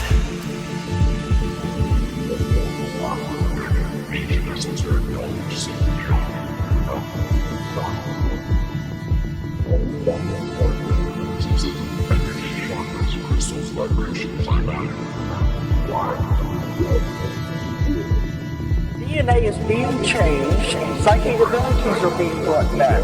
Everything is happening, the mind is growing, we're learning more. Our frequency and vibration has to be raised and changed and adapted. It's happening to all of you right now as we move into the new earth. New vision. Upgraded aggregation of the consciousness. New vision coexisting with the promises. A project for the ones who know what time it is. Sight for the anonymous, lost in the politics. Let your eye be single and the body made a light. That's what Christ said. What you gotta do to show a human how to light bend. Apply it to your life then. Why me? 5D, I be. Balancing the mind like it's Tai Chi. My thoughts water intuition of the sea. Inner infinity, the visionary sea. A world full of love like a wizard with a dream. Be the force omnipresent, but it's listening to me. Via data through cymatics, spit a symbol on the beat. Coalescent, volition of the present. We are interdependent, enter into dimensions. Unification, together using minimal effort. The visual shepherd, a guide through the critical levels. No charge, even though I harness all this light. And in reality it's frightening, and I offer you your sight again. Yeah, and you'll never go back too far down a rabbit hole to ever turn back. What I said I'd never do, I already did that. If you looking for a change, new vision is that. On this change where we're going through the new universe, this is new. There are over 250,000 cultures here. And they're all here because they're watching the human race and what's going on. Because something's going on in the human race that has never, ever been seen before, anywhere, ever. This has never happened before. Okay, who's going to take it? Derek. Yeah, I definitely recognize and see that, you know, that it can teeter on. I mean, he's talking about a lot of stuff. He referenced a shitload of things. And, yeah, the whole new agey stuff is kind of in there. It appeals to a lot of spectrums of, you know, the higher awareness, I feel. And, yeah, like we all hear, and, you know, a lot of us kind of roll our eyes when we hear people talk about 5D and all that jazz, right? But at least in the first verse, he talked about 4D or whatever. And you hear a lot of people talk about 5D as if 4D never fucking existed or some shit like that, or we just bypass whatever the fuck.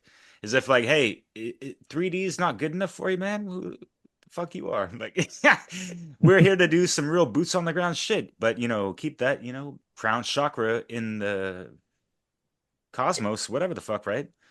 So, yeah, new agey, whatever the fuck, but I can relate to certain things that he talks about and feel into them on certain levels, because I've had kind of like, you know, frequency shifts within myself and all this stuff, and I resonate, you know, pretty profoundly with, you know, music like this and these sentiments and all that jazz. So yeah, it's more revealing of the greater work within oneself to, you know, get to these points of, you know, but understanding like, hey, this is a lifelong fucking journey. And we're always going to be here on Earth. It's about elevating the frequencies on Earth as well. But it starts with, you know, as above, so below, as within, so without. It's got to come from here in order to ripple it out into the external domain. This takes it back to earlier talking about the astrology, the energies, you know, the birth signs and all that stuff, you know. How if you don't know oneself, you only know, oh, I was born in the Bronx in America, Catholic parents, Republican, Democrat. No, your energy, that's all part of knowing yourself. So if people are on one plane only, that's all they're going to be is plane, you know. So yeah, that's pretty interesting. Yes, and it tends to be new agey, like past your new age bullshit, but no, there's some relevance to parts of that. And again, it's putting things in context and in balance, you know, like I was saying before, that's always balance. Again, as above, so below, feet on the ground, you know, head in the clouds. It all brings that all together. Interesting stuff. Yeah, I think I was muted before, but I was saying that yeah, we've got some nice variation to the usual, you know, rap and rock or metal themes brought by Derek here, because yeah, we don't and balance off that fuck government, kill everybody. No. Yeah, no, we don't get to play usually this genre a lot or anything, or maybe never probably on the show. So it's kind of a that's why we refreshing to have something new here. Derek, yeah. Glad you're here, Derek, because it brings a lot to the show. Yeah, I think that we're hearing topics and things mentioned that aren't just everyday, part of everyday small talk. There's an expansion of these are things that we have to deal with too. We have to understand that these are important subjects, and everything can't just be small talk, and we do need to expand our awareness and consider these things, because they're not going away. We have to deal with them, and whether we're being just introduced to some of these concepts, or we're being beckoned to flesh these further out, which is a part of our own work and responsibility. It's a good thing, and and the potential for expression, whether it's in music or in film or otherwise, it's trying to draw out the higher potential, and it's refreshing, to hear something that is just not mundane love story, another country song about a divorce or something like that, or just what you told me last week. Just play it backwards. You get back your house, your dog, and your wife. There you go. Yep, that's right. So it's refreshing, and the people are starting to consider. And this song's talking about an unprecedented moment in history where new things are happening, and there's a prospect on the horizon for higher, purpose and higher responsibility and awareness and understanding, and not just taking everything for granted. Go ahead. No, I want to say there's this potential, kind of this crossroads where we are at. I think that's kind of one of the things that it was expressed there. But again, potential, there's so much potential, yet it falls on our own shoulders to actually get into the action to manifest this better potential that we all want. So ultimately it depends on us. Yeah, this is where I would throw in the whole abuse crossing over the balance, because no one wants to be in balance. They'll either jump into the left brain, so it's hey, fuck government, kill them all, and the logical thing, with us or against us, and blah blah, or jump over to the right brain where it's like, well, it's all woo woo and spiritual energy, and then God and energy. And it's like, no, it's a balance of everything, because in order to bring the state of living, the state, not Arizona or New York, but the state, the consciousness, the energy, the frequencies need to rise in a critical mass. Majority of people need to see things for what they are and be like, voting, what the fuck? No, fuck that. Money, working, earning, and labor. No, we're part of this existence. We just do what needs to be done for each other, one and all. And, we all together rise up our consciousness and our existence, our state of being. But that's too woo-woo for people. It's like, no, everything's a business transaction, and we need the, capitalist this, and nope. So again, it's hard to get that, like that balloon where you squeeze one side, all the air or water goes to one, you squeeze it, and not the balance, man. It takes both parts there, man. Yeah, it's hard to get to that condition, because you were talking about the capitalist prospect, and bashing that prospect has been utilized to impose or to make people accept communism. So that's why it's difficult to get people into a state of balance and understanding the fallacies of all these systems of control, because we've been polarized. So we think that and we're gonna solve, we're gonna eliminate or solve the situation that we have under a certain type of system of control only if we adopt the other type. So that's kind of the problem, one of the problems that we face. Because either one of those camps falls into everybody wants to rule the world, either this way or that way. Yeah, it's control. Yeah. This balance that we're talking about, I would probably compare to something like trying to walk a tight wire at the top of the World Trade Center, from one building to the other. It really is perilous. But doable if you're a French guy. Robert Zemeckis made the movie of that guy, The Walk. And it was a French guy that threw a wire. He had a wire go from one end of the World Trade Center to the other, and he walked from one to the other. Yeah, and I would. I mean, because it's why it's called the great work. It's not, something that's easy to do. We have to understand how the propensity to swing from one polarity into the other is a political device. They understand that psychology. It's very easy to go from one bias and swing into the complete opposite of that and then end up on the other side of the coin. We're still in another polarization and we're not finding that balance. That's the hard part. Not to take it for granted, not to think that it's not something that's easy. It's just, we wouldn't be satisfied, ideally, genuinely satisfied, unless we really had earned it. So the natural laws are set up in such a way that, we're not going to have something that we didn't earn. And we've got a world of charlatans and phony people that want to pretend that they are something that they're not. And they're driving a Corvette and living in a trailer or whatever. And, putting on this facade and this is about being honest with ourselves. We have to learn to be, project honesty inwardly before we can project that outwardly and learn to be honest with ourselves and comfortable in ourselves and, ideally learn to be honest to overcome these fallacies, overcome this polarized swing from the right to the left or vice versa. And, take personal responsibilities. A lot more to say about it, but Derek, like about 5 hours ago, you had something to say and we cut you off. Sorry. Oh yeah, no worries. Right. I was gonna say, Francesco, you said something about, we have to take the brunt of things, they're carrying, whatever on our shoulders and stuff. On top of, monkeys on our back and whatever the fuck. And we're trying to manifest, this 100th monkey effect, which is kind of like one of the takeaways of that last song.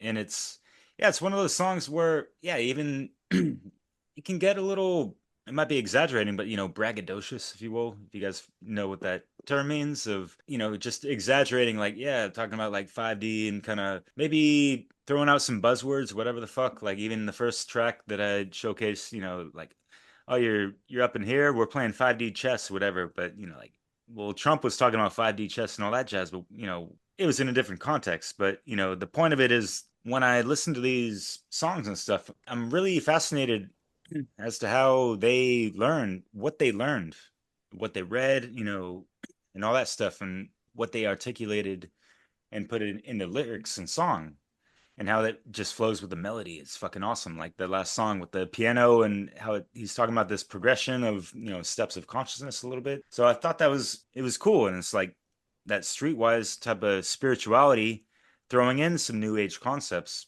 yet you can hear his voice. There's conviction in there. It's not just your average little Stay Puft Marshmallow, sheltered in their, wherever the hell they are, fantasy land, talking about, some new age fucking bullshit, Or conspiracy tainment, like the way I like to call some things that people hear 9/11 was an inside job, or the reptilians, and oh now it's conspiracy tainment, like, oh, I want more of that, and just start throwing stuff out there just because you heard it somewhere. Like, no, like I said, it's about doing research and knowledge. You need to know what's actually going on, incorporate it, and then put into action. It's the difference between the consciousness of the listener or the observer. I mean, are we listening for just escapism, which a lot of people go to entertainment for that reason? They want to forget their troubles. They want something to take their mind off the crap. And then, there's two sides of the picture from that perspective. And then from the perspective of the artist, same thing. I mean, in songwriting, first, you got to consider this has got to have rhythm and rhyme and and have some cohesion to structure a rhythmic melody or beat and be interesting, and then start adding in meaningful lyrics. I mean, and then the idea is the artists themselves To what degree is this artist actually enlightened? How much knowledge do they have to actually impart to you, and how much of that knowledge can be imparted in, let's say, a song format, and then versus, or are we just being introduced to some of these subjects, or are we really going to be able to flesh out some of these difficult subjects in a 3 or 4 minute song? Is it going to explain it in full? Is this where we're really going to learn it, or just become introduced to it? There's a lot of things that have to be taken into consideration. I expect, it should never especially sound when easy. Go ahead, Douglas. I'm sorry to cut you off, but no. I have a high standard. I expect, every single song to, explain me the meaning of life within that 3 minute time frame, But no, like, just what I wanted to, conclude with is that, songs like that last one that even if some of that stuff's like not true or like way out of people's leagues, whatever, what I think it does and touches on people in a different way than other types of media and whatever. And by the way, it's edutainment is what I like to, have showcased on my channel, entertainment, but education at the same time. Entertainment to enter the mind and hold it, but for educational purposes, right? Mm-hmm. So it is to inspire to reach higher, spark that fucking fire, a proper desire to align with the higher force, of course. Oh, you're such a poet and you didn't know it. Well said. That's right. I agree with that. Now you're talking about 5D. I think it's 5G. Isn't that what all the hype was about? 5G. Everybody feared switching their phone over to 5G and this big terror of the dreaded 5G. I just wanted to say, because I might not heard everything you were saying, but in terms of 5G and the stigma around that, what that is, what we need to be concerned about is that they're installing a lot more cell towers, closer to your house. And my understanding is in this 5G network, things have to be closer to you for the broadcast. But the 5G represents the 5th generation of communication. So, of course, 6G is already heading down the pike. So the 5G is the 5th generation of communications. And then the controversy or the stigma or the fear that we have that we're dealing with is these can be used as microwave weapons, for example, just as one example. I mean, there's potential for danger there. They could be, weaponized. The technology can definitely be weaponized. So it is a legitimate concern. And, a lot of people were reluctant to use Windows 10, the same as they're reluctant to want to upgrade to 5G. And then, everything's being proprietized under, having to use the newest, latest software and keeping your computer updated. And, they've got us by the balls. That's the first thing we have to come to terms with. We have to understand communications, no matter what it is, it's a military operation. Same with the entertainment industry. It's a military operation, whether it's music, film, otherwise. Why? Because it comes de facto with socialism and government, or government. Same thing. Man's law. It comes de facto because that is control. So therefore, we have the Army Corps of Engineers. We can't have infrastructure without the Army. There's a lot to it, but the point is it's a legitimate concern. They're trying to move us to this digital ID and really, clamp down and surveil us. It's all we went from, the government is spying on our phone calls and listening to our phone calls and the big stigma around that, which is all illegal. This is all violations of privacy. And now we're going online asking for recipes, to the Alexa or whatever, and so now we trust this spyware, is the point I'm trying to make. And we've become comfortable, we've become acclimated to it. But, main thing is, I think the stigma and the fear about 5G, it's a very real concern because, yes, these technologies can and will be backdoored, weaponized. They're backdoored for surveillance, and they have the potential to be weaponized, microwave weapons, directed energy weapons, etc. I mean, it's all a very real reality. And it's once we have a technology, there's not really any going back. So it becomes part of the responsibility that we have. And I have a lot more to say about this stuff, but I think I'm getting the general point across here. Okay. I what you're talking about covers several songs. Back to the beginning. So when you said they have us by the balls, that Tears for Fears song, the first lyric, they say, "Welcome to your life. There's no turning back. You're born into this." We were born in the 60s, 70s into what was. Now this generation's born in the 2000s, 2010s, 2020s into what is the welcome to your life. Your cell phone, once you're 5, 8, 10 years old, you got a tracker on you. No, it's my cell phone. Yeah, right. Okay, that has a chip in there, and they're keeping track of where you're going and what sites you visit and blah blah blah. Welcome to your life. And then this whole thing 5G. I know that the songs we're talking about 5D, 3D, 4D, 5D, dimensional stuff. Okay, right. But I remember somebody talking a few years ago, and that's why I can't stand this guy, about, he already left 3D. He's been in 4th dimension, and he just comes back to visit 3 dimension to do work. And I'm like, okay, whatever, dude. But the 5G thing, Francesco, our friend Mercedes, brought this to my attention, how since like the early 1900s, every time there's a new frequency, that's when a big sickness comes out. So like in the early 1900s, when they first started transmitting like AM radio and stuff, and the frequencies or whatever, there was a big kind of sickness, like Spanish flu thing. Then in the 30s, 40s with television broadcast and things, that's when you get some other kind of sicknesses. And then in the 80s, 90s or whatever, you got cell phones. So now some other, sickness, and now we're transmitting digital, HD and all this stuff, and 5G, and now, COVID and all these other things. So again, tying into the theme so far for some of the songs, thanks to Derek and what I brought up to, astrology, right? The sun, when we're born, our energies, our frequencies. So if that's part of who we are or comprises us, if you mess with the 5G or frequencies, you're messing with us. Because remember, we think our memories are all in our head.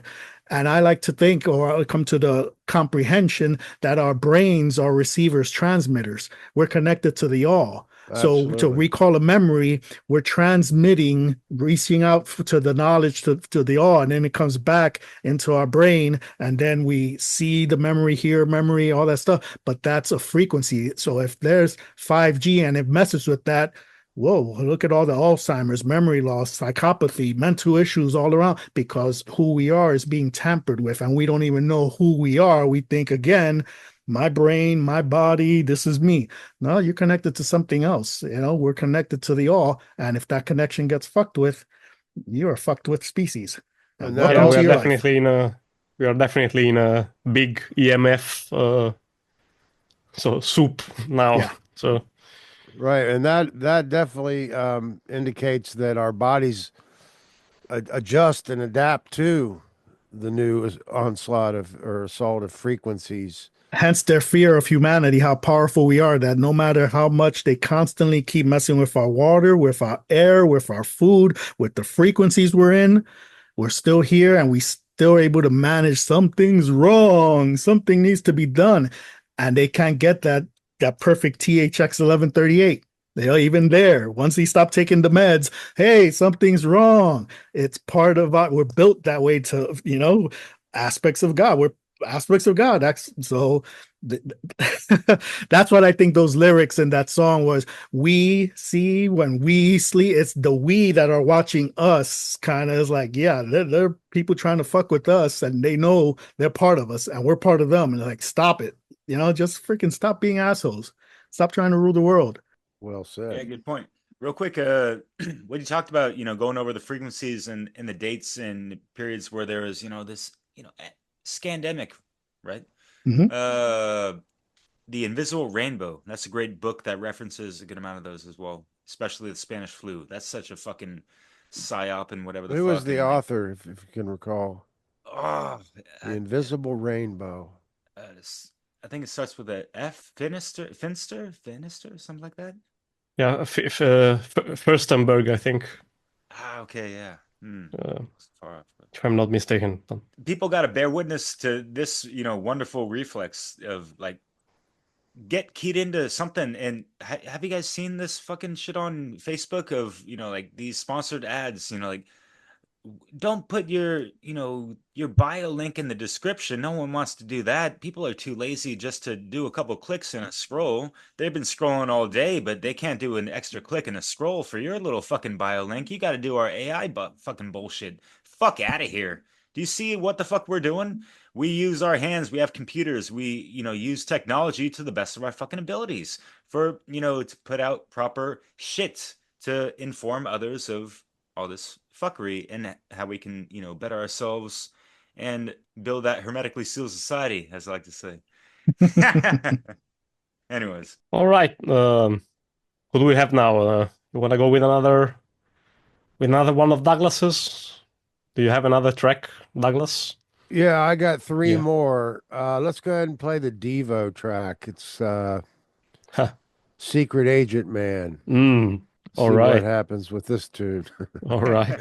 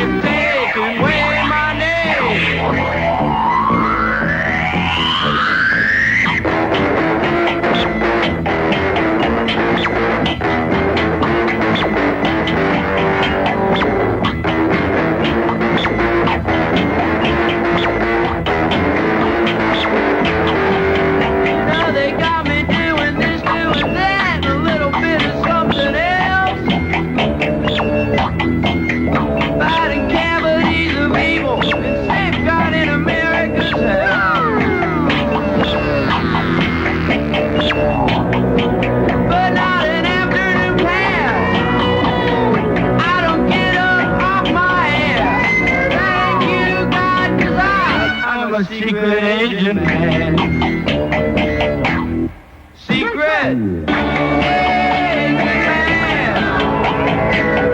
Secret agent man.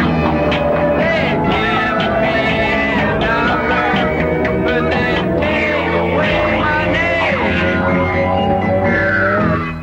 Secret agent man.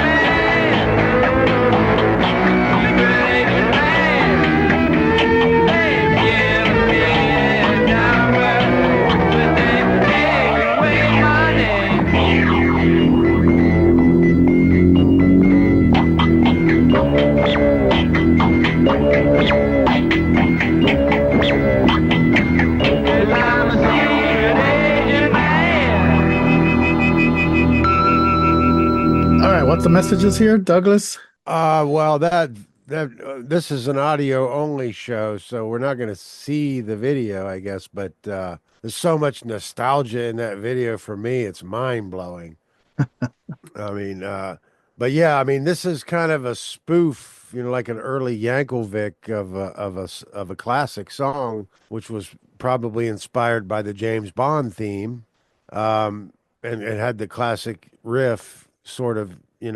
Building off of the James Bond theme. But I think that the concept of the video and the song is that, when we believe in man's authority, we're not genuine. They take away our name and give us a number and take away our name. But there's also the phenomenon in the freedom movement or the truth movement of people wanting to remain anonymous in this. Nobody wants to use their real name. If you go read on the chat threads on the news, you won't see any real names. Everybody's got some internet handle or, disingenuous name because they're afraid. So it's not, some people call that the secret agent man mode, or they think they're a secret agent and they're paranoid. They're afraid to, be themselves online or on the internet is part of this phenomenon. There's I'm not explaining it that well, but I'm getting a kick out of it nonetheless. But there's so much nostalgia in that video. For one thing, that guitar he's playing, I had that as one of my early guitars, good guitars, the Gibson Marauder, also called the Midnight Special, and that keyboard is a Farfisa. It's actually a giant transistor organ, and those transistors, they have a shelf life of like 10 years, and when those things go bad, that keyboard is designed to make all kinds of sounds, and those parts start going bad, and man, I mean, it is a noise machine. And I'm telling you, it's also great big behemoth keyboard, but somebody actually gave me one. My brother did. And I had that keyboard for a while. It's pretty rare. I was trying to restore it, but it was a $2,000. It's got condos of circuits and transistors inside that thing, but it's comical. So I think of this song as like an early Yankovic sort of spoof of the Secret Agent Man song, and they're kind of mocking the whole system and the alphabet agencies and the authority in general. And Devo, the band, has always been pretty controversial because, it kind of means de-evolution. And it is, the whole theme of that band is about, selling out our individualism for the collective. And you have to understand that the only thing that's required for evil to succeed is obedience. And this conformity, so the idea of de-evolution is conformity. And how that, joining the collective or the social norms becomes this collective Borg and this dangerous monster. There's a lot of things to say about it, but I'm just having a blast with Derek because he's muted, but yet you can tell he's reacting and he's talking like, yeah, that's right. Oh, exactly. It's just freaking funny. He's got his notes.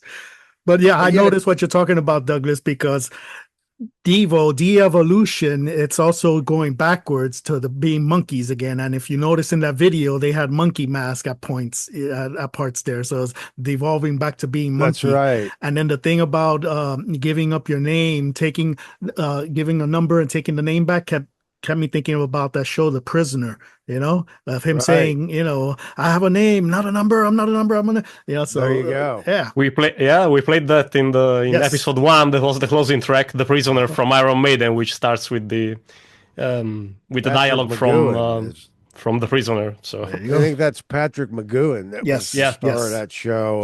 Yeah, I would have to say that show inspired that song. I think they used that song in Austin Powers, International Man of Mystery. I think because I kept hearing that. I'm like, I heard that before someplace else, and it was Mike Myers and Austin Powers. Secret Agent Man. He does all the little, standing. So they play that in there. Yeah, and Devo does kind of the robotic movement motif, so they're all, autonomous robots, This is part of the conformity, the collective. And, what you said, that reminds me of the Jordan Maxwell quote. It's not so much we're not evolving from apes so much as we're evolving back into them, Yeah.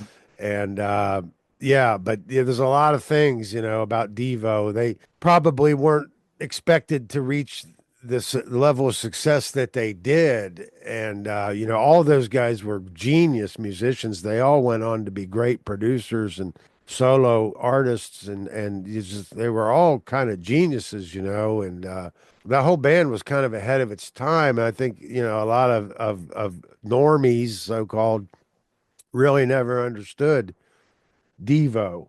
But I always liked them, and, I thought they were weird. First of all, I knew there was something more to it, but I didn't really understand a lot of that stuff until I got much older.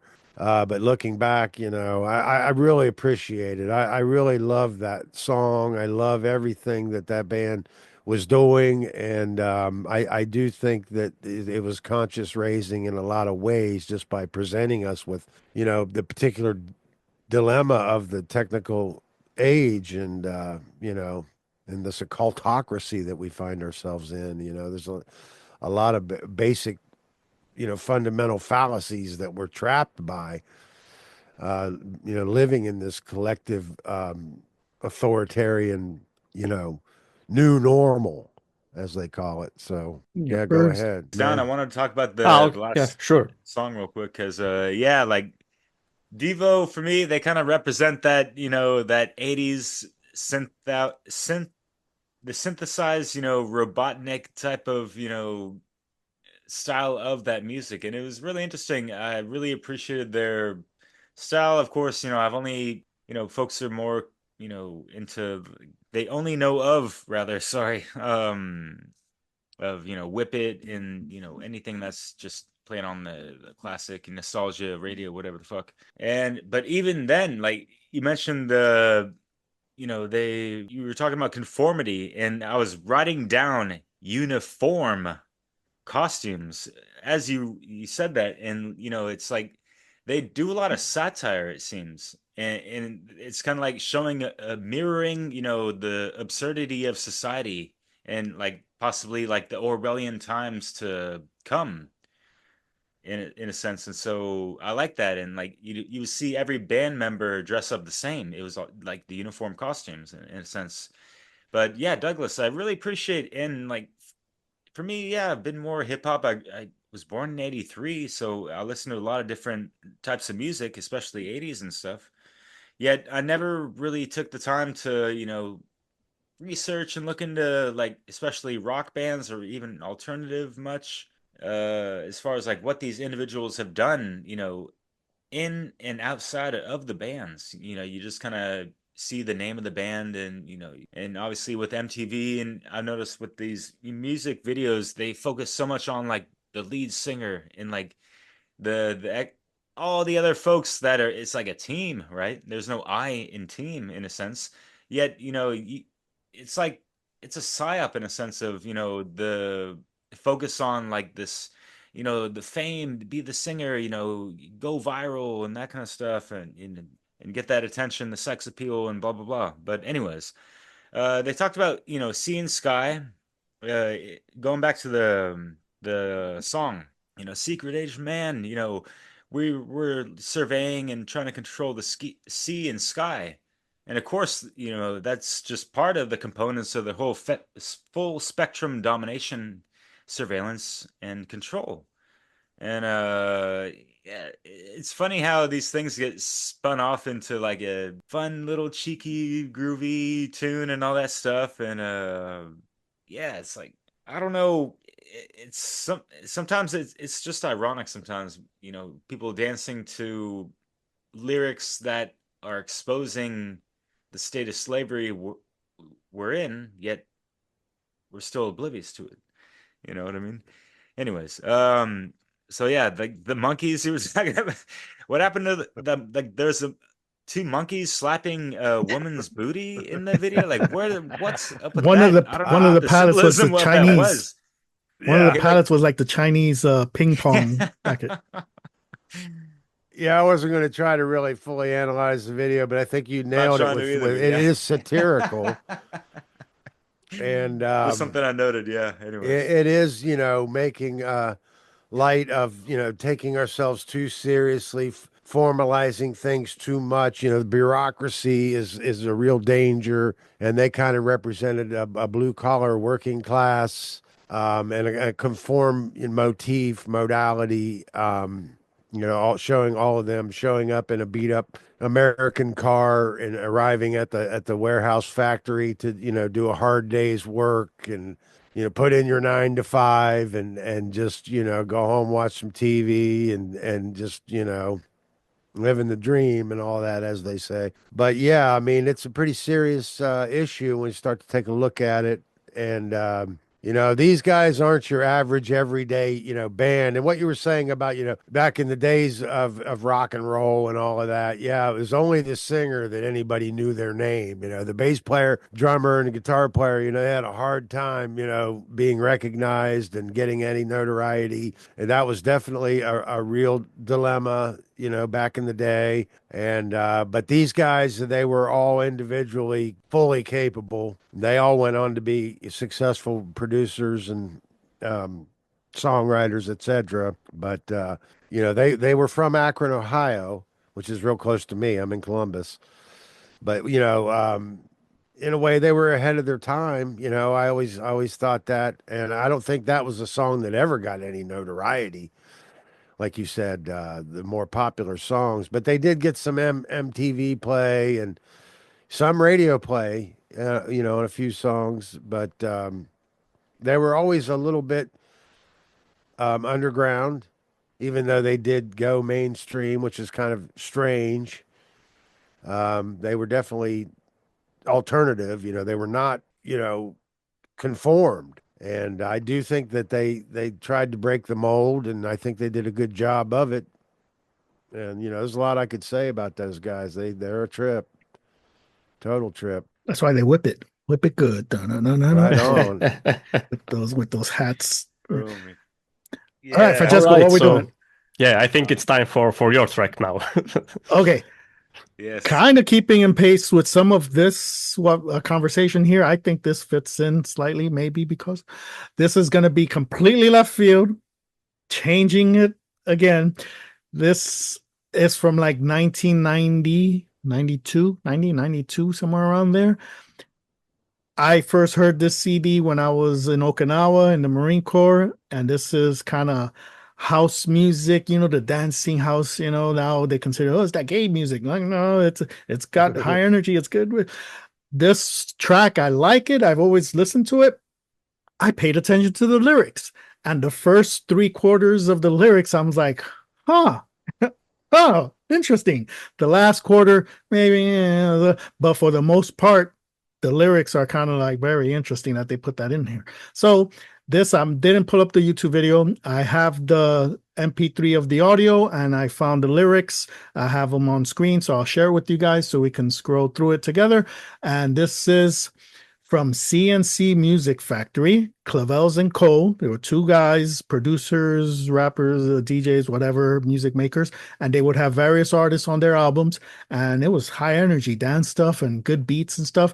And this one has a good beat also, but the lyrics are interesting.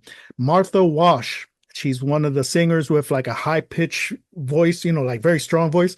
So this track is called Taken Over. All right, so I'll share this, and let's talk about it on the other side.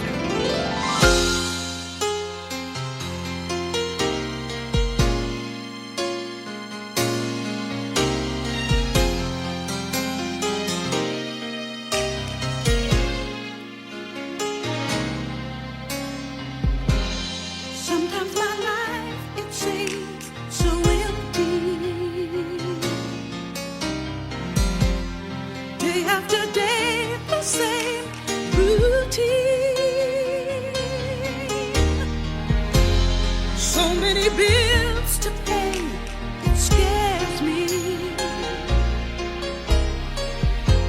And I really need to get away. So I put some music on the radio. The music takes me where I wanna go, far away from the stress and strife. Music just takes me away.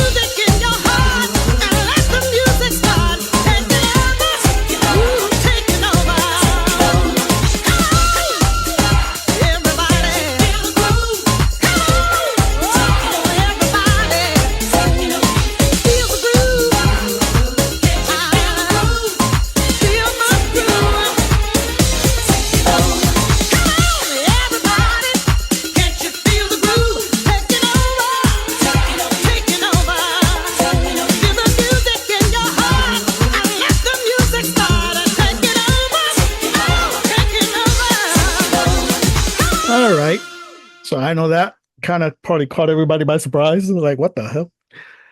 But the beginning, I recognized the CNC Music Factory. They were famous for "Gonna Make You Sweat." Yes, exactly. With Freedom, Everybody Dance Now, which I think everybody knows, and what a powerhouse, vocalist, and just they've got totally a pop.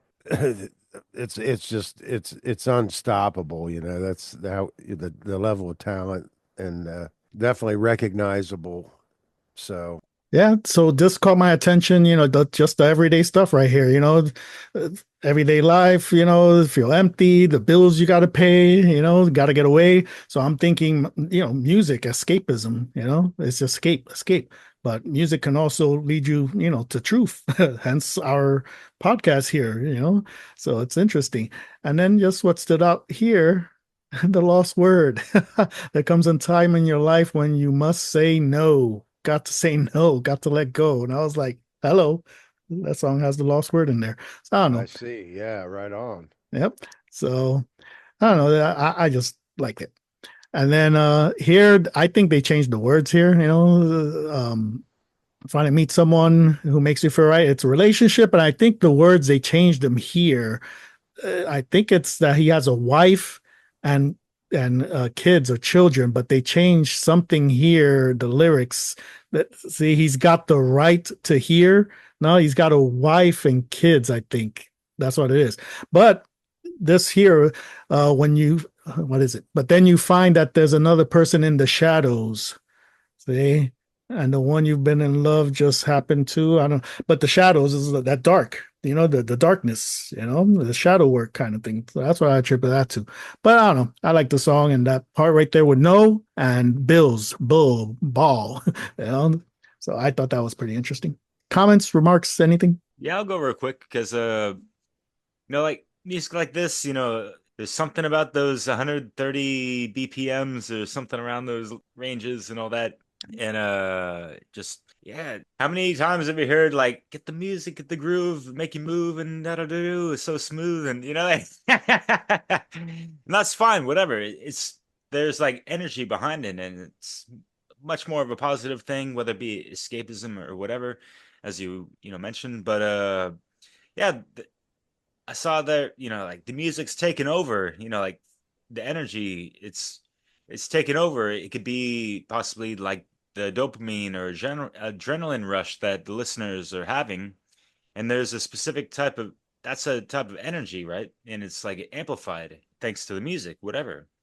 Kind of like love, and they in one of our other verses they were talking about love and all that stuff, and so going with that energy and intensity and immensity or propensity. The love is kind of like music here.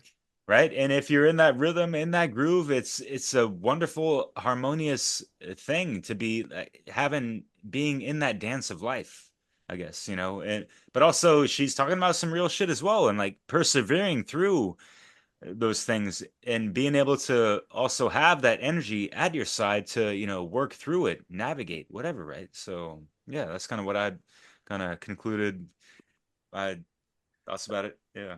The energy and the groove, it's cool and all that, but I think it's like a tool, a mechanism, because you can slip anything in there. This one, like I said, the lost word no it's just it's hidden in there, and there's an admission to how reality works, day after day, the same routine to pay bills, and it's like, what the fuck? See, so it's got truth in there, and just say no. Sure. There comes a time in your life when you must say no, but everybody's dancing high energy, but the thought is there, that seed is planted. You take this the other way, and me, I drive Uber, once in a while, and I've had passengers there.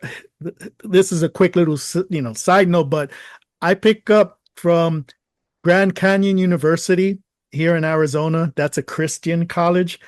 And on Tuesdays, there's this club bar place that I guess they have opened to 18-year-olds and up. And once in a while, I'm picking up car full of 3-4 year, like guys or girls, a carload of guys, take them, carload of girls, take them. And sometimes the girls, they have their phones And they, hey, can we play our music on your thing? I'm like, sure. So they connect with Bluetooth and they put on this music, and these girls know the songs inside and on the beats, but their current songs about lick my vag, give me the D, I'll shake my ass and fucking this and drugs. And I'm like, I just picked them up at a Christian college, and yet they know the words in and out of all this, but the beats, they got it. See, so the tool is very interesting. So can you feel the groove taking over? See, so you can put Diesel, Joe Murray, put, Natural Log, real lyrics in there. If it played on the radio, these kids would have it, but it's not on the radio. What's on the radio? Lick it, suck it, fucking shaking, so very interesting. I wanted to bring that out there. Yeah, once the sweat drips off the testicle, it's hard to fall any lower than to that. the window, to the walls, to the sweat jumped out my balls. So it makes your body want to move. It's workout music or it's dance music. But I think one of the things that the system or the status quo is threatened by is the power of music to bring people together. Yes. So when you're talking about conspiracies, and artists that may have been murdered in the industry, I think the ones that they've been most threatened by are the ones that cross the lines over cultural diversity and bring different cultures together. So potentially with the day the music died, the target very well may have been Richie Valens and the Big Bopper and Buddy Holly just by chance went down with that, because Richie Valens was, crossing a cultural line, and Selena is another good example, for potentially, bringing people together, which is what they are threatened by. And a few shows back, we had Bob Marley. He's always one that stands out on that list. Yeah, Bob Marley was overtly anti-establishment, and very controversial circumstances surrounding his death. It's almost apparent that he was assassinated. And I don't think too many people would try to dispute that. But like I said, we don't want to get caught up in the conspiracy, but understand that their need to control is very real. And artists sometimes are thrown under the bus or made an example of, or have to go see the cowboy, as we say. But yeah, great track. All right. So cool. Switch Derek, that's cool. Sorry, do you have another one of yours? Yeah. That you wanna play? Sure, yeah. In the track list, there's the song Justice, which yes, I want to reserve that for the last one if there's time for it. Yeah. And the other one is which? Sands of Time. Yeah. Sands of Time. BMAC, Mastermind. Ooh, yeah. It's pretty cool. Yeah. This guy's been lighting it up this year, and he's really leveled up his game. This guy's from India, by the way. And he speaks, fluent English, thanks to the imperialism and all that jazz, whatever. But, he considers himself like an, esoteric rapper. That's kind of his handle, whatever. And, I've been in contacts with him. I did a collaboration with him in 2019, before the dawning of the Rona, of visualizing his album at the time that was released, titled Genesis.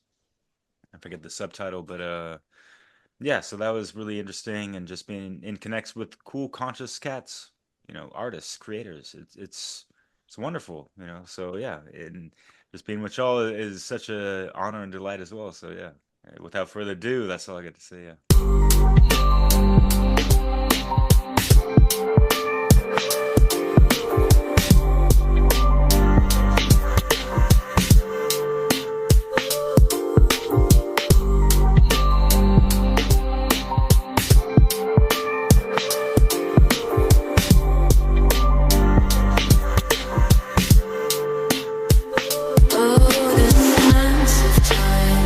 Unlock the door to the sense. Oh, these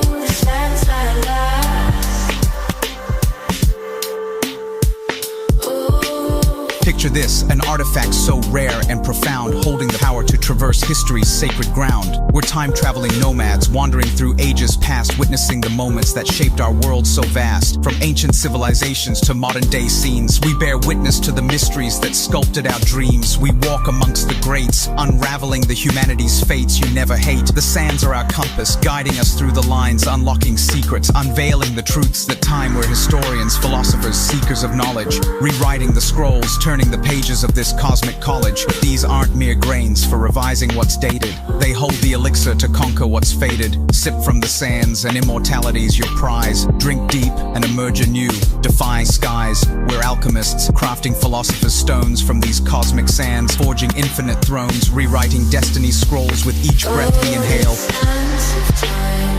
Unlock the door to the sands. Oh, these golden grains, mystical, powerful flames. Should I be lost? Oh, should this be not? Oh, guides of the past. Oh, the sands that last.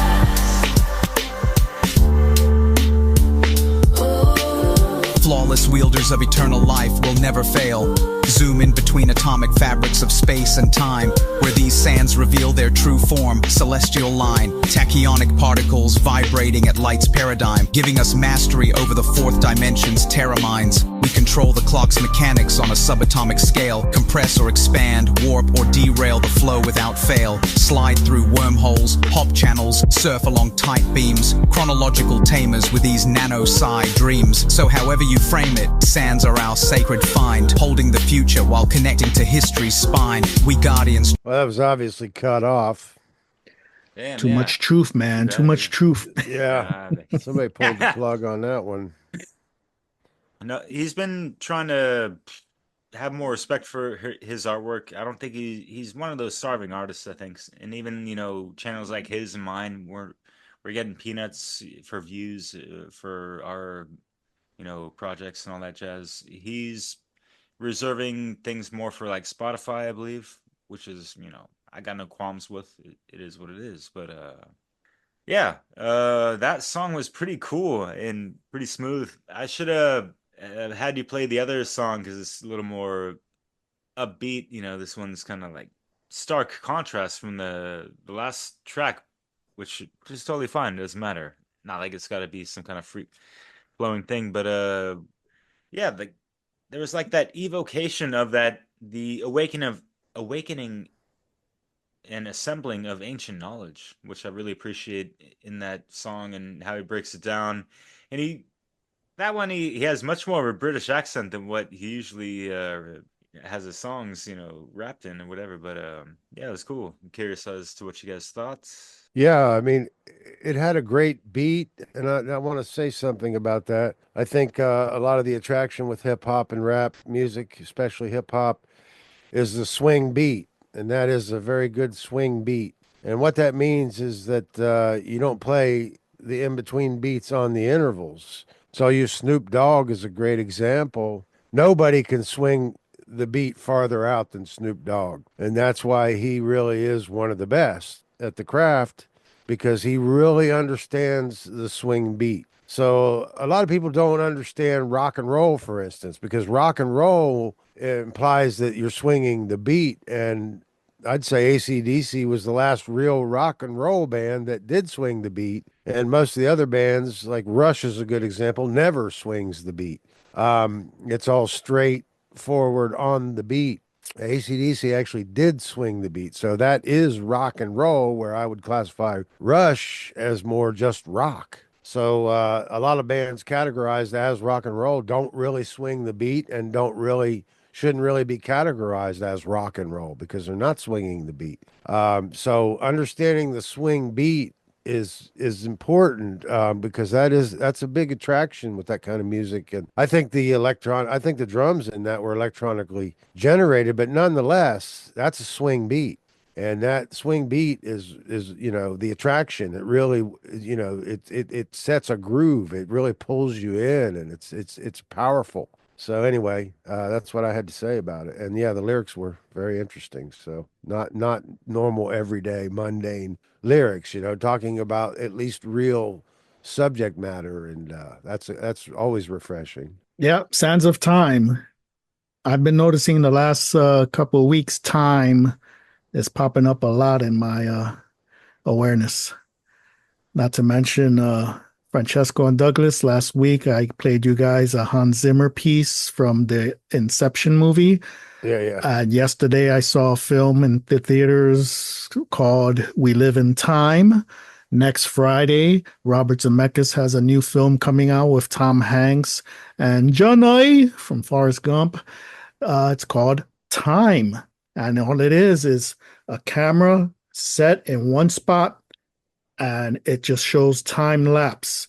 It's like a camera sitting on, in a corner of a house, and you see the house being built, you see the people moving in, you see the birthdays, the parties, everything that's happening. But then it goes back and showing how that spot was farmland before that, the Native Americans, they show the dinosaurs. So time, just one spot showing everything happening, and then just a family, a man and woman, their whole life thing happening. And there's like emotional, like, wow, hour and 40 some odd minute film comes out next Friday, but that's called Time.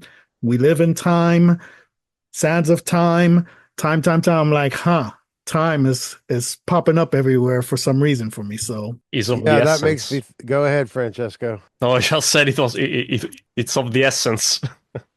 Yes, it is. Yeah, speaking of time, we've been on here for a while now, but we got a little more to go. So but let me just say something, because that technique that you're talking about, obviously they're looking for new ways to get inspired for filmmaking and directorial perspective. Made me think of the movie 1918, the film. I didn't know if you knew, but that whole movie was filmed with one long camera shot. Oh, yeah. You mean 1917? I mean, 1917. Was it That's Sam right. Mendes or was it Christopher Nolan? Sam Mendes, right? No, I don't think it's Christopher Nolan. Sam Mendes, yeah. Sam And Mendes. they did that. It was an amazing feat. Somehow managed to basically extend one long camera shot to capture all of those close-ups and everything that happened from point A to the end of the film. And it's just really an amazing feat of cinematography. So this is kind of intriguing, because this is kind of like the opposite perspective. The camera stays in one place, and then everything kind of happens. That's where the editing, right? The editing is so good with the digital stuff that you can, well, at least in 1917, that's how they did. Like, oh, where was the edit? Was it a dark scene or just something happens? It's like, there was an edit somewhere, but yeah, they made it look like you're following these two guys the whole time for 2 hours. Yeah, but this one, again, it's all about time.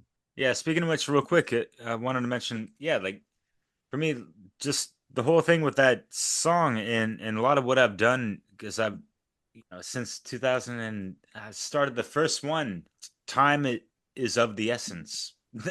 Francesco, that was the first, hip hop mix that I made on this series called Hip Hop Time Capsules. There's 9 of them. It's like over 12 hours long. There's like a hearkening to remembrance, remember why we are here. Remember the teachings of the elders, the ancients, all that stuff. So that goes back to my thing about religion. That goes back to my thing about religion, religare, buying back. Not a thing of, purity and innocent or whatever, but going back to where the knowledge was there. And again, the balance. Yeah, you can balance technology and modern day stuff with basics, ancient stuff, but people aren't programmed that way. They're like, oh, that's old, that's indigenous, that's old, ancient stuff. We don't need. No, there's truth over there. There's worthwhile knowledge that's being, buried because it doesn't click fast enough, your attention span, and it's not streaming. And no. That's what I mean as far as religare. Go back to, when things are pure, innocent, where the knowledge came from, and you can apply modern stuff and balance it out, man. Balance it out. Well, but you need time for religare, that. It's you've been bound back to truth. So there you go. That's why they say truth that. is the That's why they say truth is the true or the only religion, because it binds you. It binds you. No, it binds you. We are bound by truth. Right. Whether you are bound to what is. That's it. Yeah. Truth is what is. Whether we recognize it or not. So. Right. So we're talking about how to look at this word or this term in its true origin from both perspectives, to tie back to thwart from forward progress in conscious evolution, or in the positive sense, to bind us back to truth or to reconnect us to truth. Right, yeah. So we can't just be one-sided and think that, the idea of the tying back is all bad. But it is, if we're not responsible or adhering to truth, then we are going astray, and then we are being, obfuscated by dogma. But yeah, I mean, the main point I'm trying to make is that this term, we look at it both-sided, to tie back to thwart from forward progress in evolution or consciousness, but also to bind us back or tie or reconnect us, reunite us with truth on the positive sense. So yeah, that's a very good point. On top of that, real quick, just one other word. We may have talked about this last week or something. Revolution. How revolutions looked at as a negative thing, like, oh no, you're just gonna go back and do it all over again. It's like, no, again, context, dumbass. Revolution, revolve, you go back to before. I'd like to have a revolution of my body, go back to my body when it was 5 years old, 10 years old, before I ate all the food I ate, or the poisons, the toxins, that's a positive revolution. We'd like to go back to revolve before we had all this AI tracking technology, belief in all the crap that we do. That's a positive revolution. See, so revolution can also be positive about going back to before damage was done. See, but people don't want to think that way. You got to put that out there. Yeah, the idea of a revolt against government basically means that you are going back to square one. I mean, the development and progress is threatened. There's a potential to be a setback, but history's only repeating itself if we're not learning from our mistakes. Right, like revolution, you go back to where the fork in the road and the path we took to democracy, we say, no, now we're going to become voluntarists.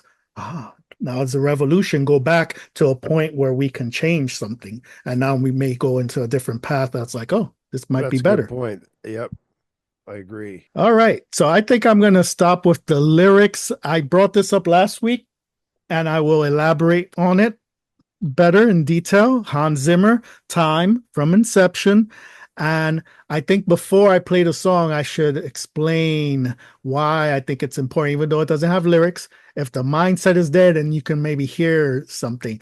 And Douglas, we conversed about this last week, and you brought something up, the simplicity, the guitar was a basic note. That was just a basic note, say with 4 notes. And I thought about it. I was like, yeah, but the truth is simple. And those 4 notes, once I tell you this and implant this, inception this into your head, I had to do that. Put this in your head. You'll be like, okay, yeah, I see it now. I hear it. 4 notes, the universe, one song. It's a song, but life, existence, there's 4 basics.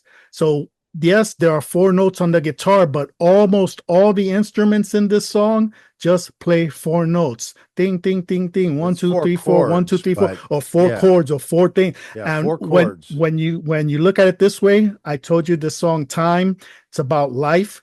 Like it starts with the heartbeat and then the chaos of life, everything that goes on, and then it ends with the heartbeat again. But those 4 notes, what's the 4 basics of existence, of life? Love, fear, joy, sadness. So those 4 notes is just that. Love, fear, joy, sad, love, fear, joy, sad, love, fear, joy, sad. So all the notes, just think about that as you hear the song. You'll be like, holy shit, that's the simplicity of the song. And that's why I think there's truth in that if you strip everything from, I got to pay my taxes, no, I got to file this, no, I have to go ahead and obey. No. Strip life down to love, the basics of experience of life, and time. From birth to death, it's about love, fear, joy, and sadness. Love, fear, joy, everything encompasses that. So let me go ahead and share this, and we'll Go ahead. So we can say that Can You Handle the Truth in Music meets movie soundtracks, full immersion. Yeah, could be.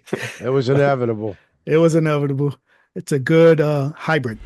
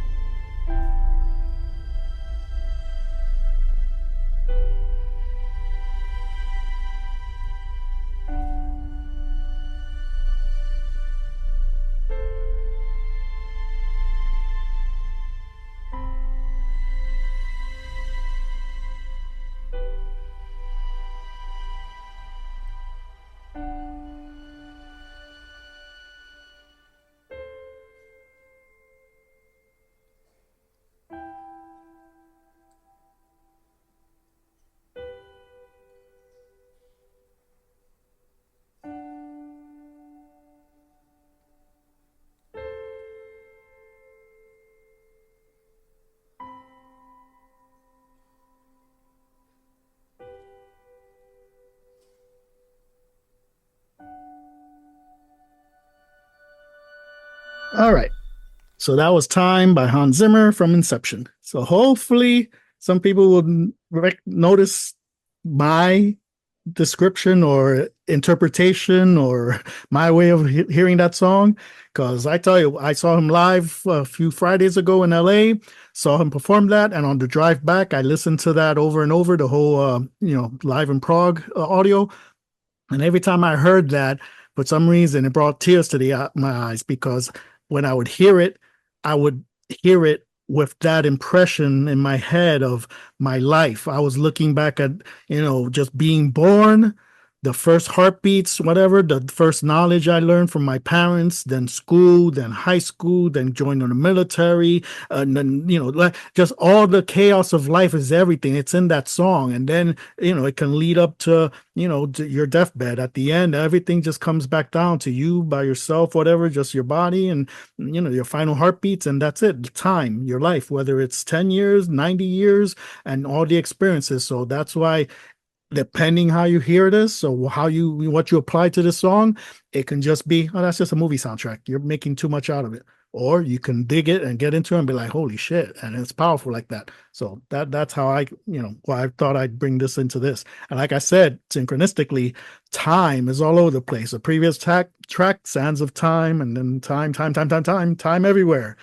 Well, the song, it definitely invokes an emotion. It has a tremendous dynamic, which is like a rising to a crescendo and then a waning back down to just the basics of the piano. So it starts with the basics of the piano, and then it builds to this tremendous orchestral crescendo, and then kind of wanes back down to the basic foundation. And movie soundtracks are chosen or designed to capture or bolster a particular emotion or a feeling.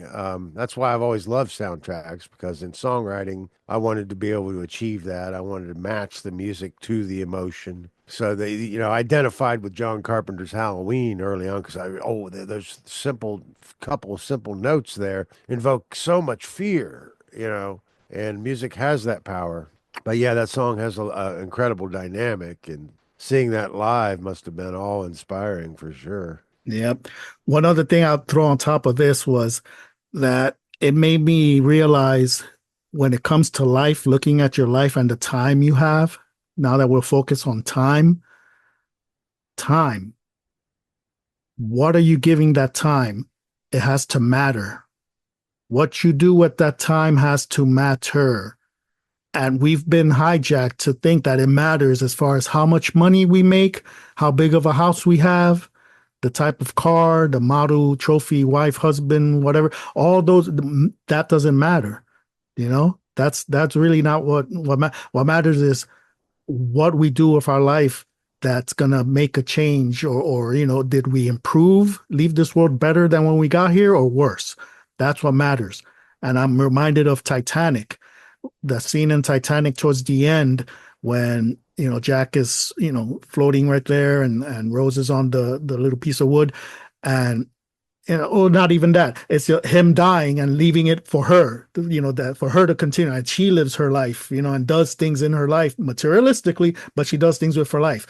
It's the dinner at the table when he's sitting there with all the rich folks, and they ask him, so how do you live your life? And it's like, well, I take it day by day. One day I could be eating, leftovers thrown out from a restaurant. And then another day I can be sitting on the biggest ship with you fine folks, having, this wonderful dinner. And Kathy Bates' character says, here, to making it count. See, making it count. That's what matters about time. Matter and making it count. A lot of people, they don't make it count. They're like, their life comes and goes. They acquired material stuff and blah, gone with the wind, whatever. They don't leave a mark. Passio, pun intended. He said that on the spot. I've made my mark. I've done my work. I was like, yeah, you have to make your life matter. That's what you do with the time you have. Lord of the Rings. We must choose what to do with the time we are given. Yeah, I was about to point that. There you I go. was about to say that. Lord so of the that's Rings, why time is important. Yeah. Anyway, go ahead. Well, that's a great point that you made. Yeah, speaking of Mark Passio, he was the first one that really put it simple and plain to me as far as, spiritual currencies. What are we spending our time on, and what are we paying attention to? So yeah, that falls, perfectly in line with that. And yeah, the song was really interesting, very moving. You know, I'm trying to see more of the objective observer, you know, during this, you know, showcasing. But yeah, I could definitely feel into that. And yeah, I'm with you, Ivan. Like those things move me, and you know, I could be weeping to them as well, doing that self-reflection. That it evokes some kind of shadow work as well sometimes. If people really look into that self-reflection beyond just the surface puddle level of the reflection, that you know what I mean, or the mirror type of thing, right? So yeah, in a nutshell, I see that, you know, Made me with think of the Lion King. ooh, yeah, so it's like the hero's journey, the tragedy and comedy, the ups and downs of life and all these things. And so yeah, it's the beautiful struggle as well and all these things. So yeah, it's just do we have a graceful entrance and a graceful outro like that song? You know, like depends on how we live our lives and whatever circumstances that we're living in with this, you know, collective conscious and unconsciousness that we're all placed in. But yeah, that's the situation, I suppose. Francesco, your 2 cents. Very well. Very well. No, yeah, I pretty much already, you anticipated my 2 cents about it. Yeah, I'd say, yeah, let's, since time is of the essence, let's go with Doug now with his double feature. I brought a couple of Black Sabbath tracks. They've always been one of my favorite bands. Of course, these songs go all the way back to the very early 70s probably, and but it's Black Sabbath. They've always been one of the best bands, and these are very important tracks. So let's go ahead and roll those, and we'll talk a little bit about them.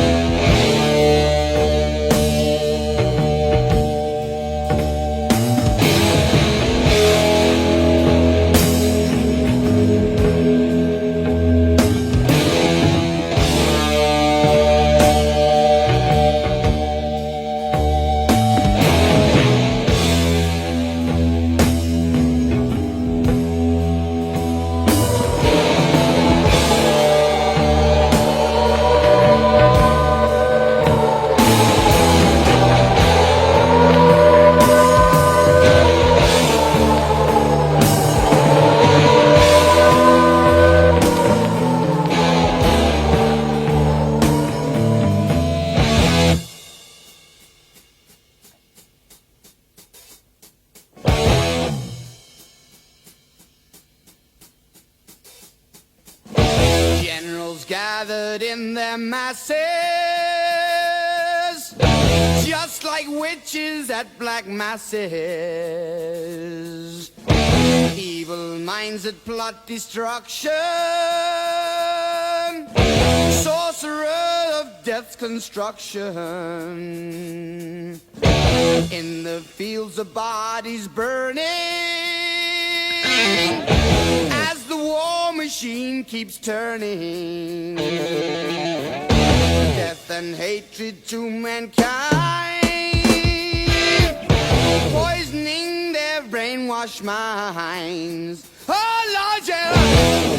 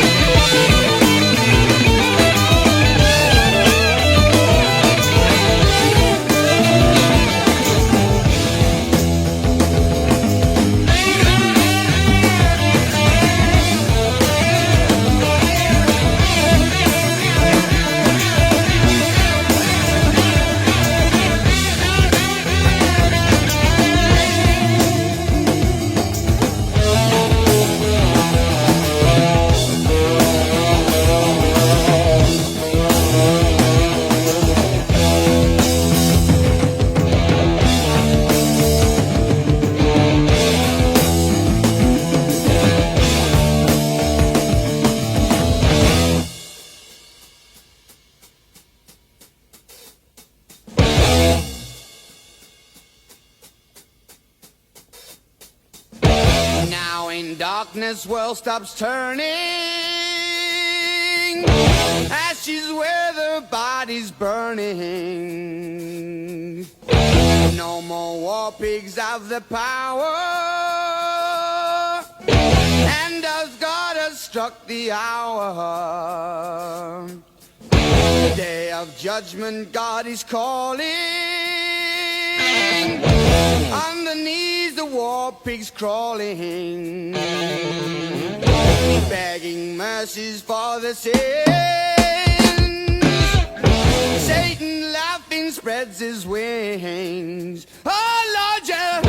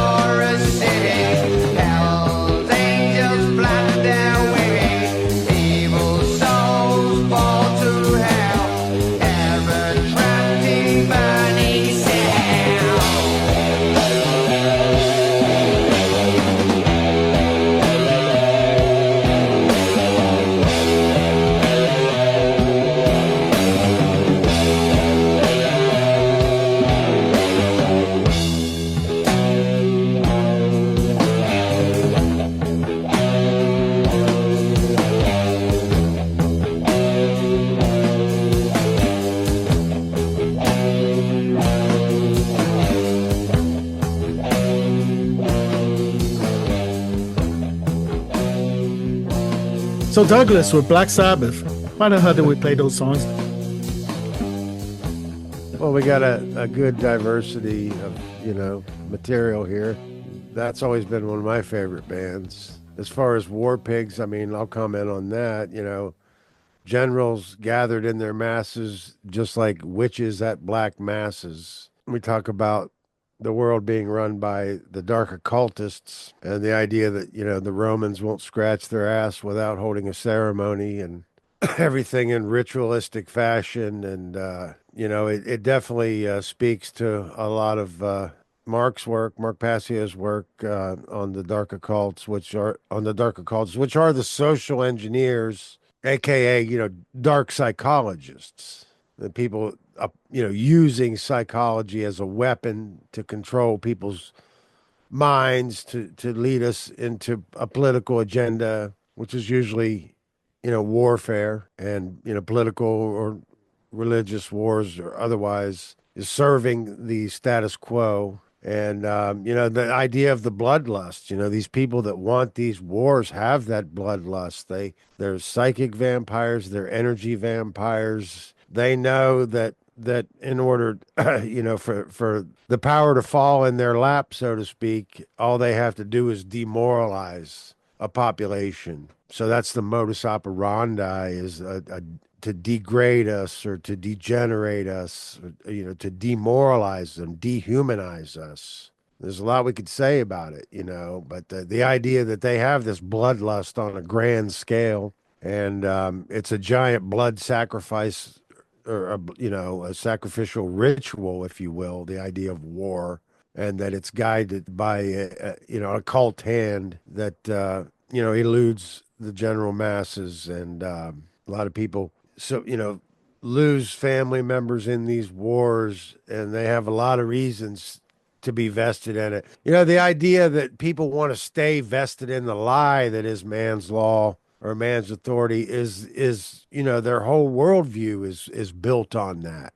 Them clinging to the lie is vital to their own survival in their eyes, because the idea of them changing their entire worldview and admitting they've been wrong their whole life, could be, very devastating, even to the point where it might even kill somebody if they came to that realization. I mean, we talk to people about doing the great work. We always have to remember what we're really asking them to do and how hard that is to change that worldview, because their entire life is vested into that. And, because people are selfish or self-centered, they're not thinking about how choices they make are affecting others, and they're not thinking about the future, progeny and posterity, what the next generation's going to inherit, what we're actually leaving them to deal with. There's a lot of things that we could get into about that. You guys go ahead and tell me your thoughts on, because I know these songs inside and out.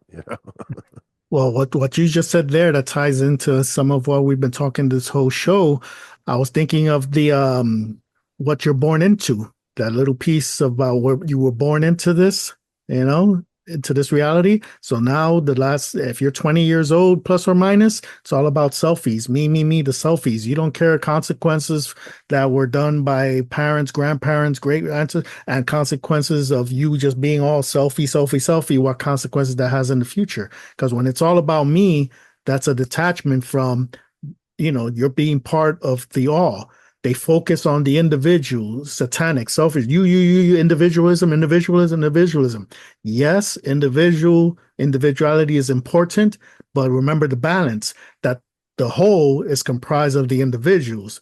Okay? So the individuals comprise the all, the past, present, and future. It's all connected. But if they can, the ultimate divide and conquer, if they can make you think that it's all about you, the past and the future doesn't matter, it's all YOLO. You only live once. You right now, everything all about you. Go, girl.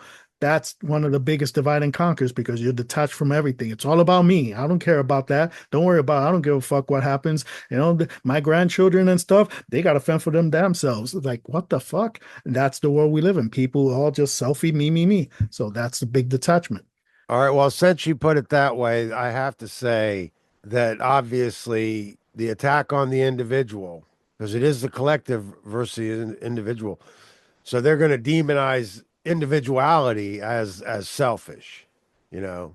So I mean, I hadn't really thought about it the way you just explained it, but yeah, I just realized, yeah, they will marginalize individualism as selfish.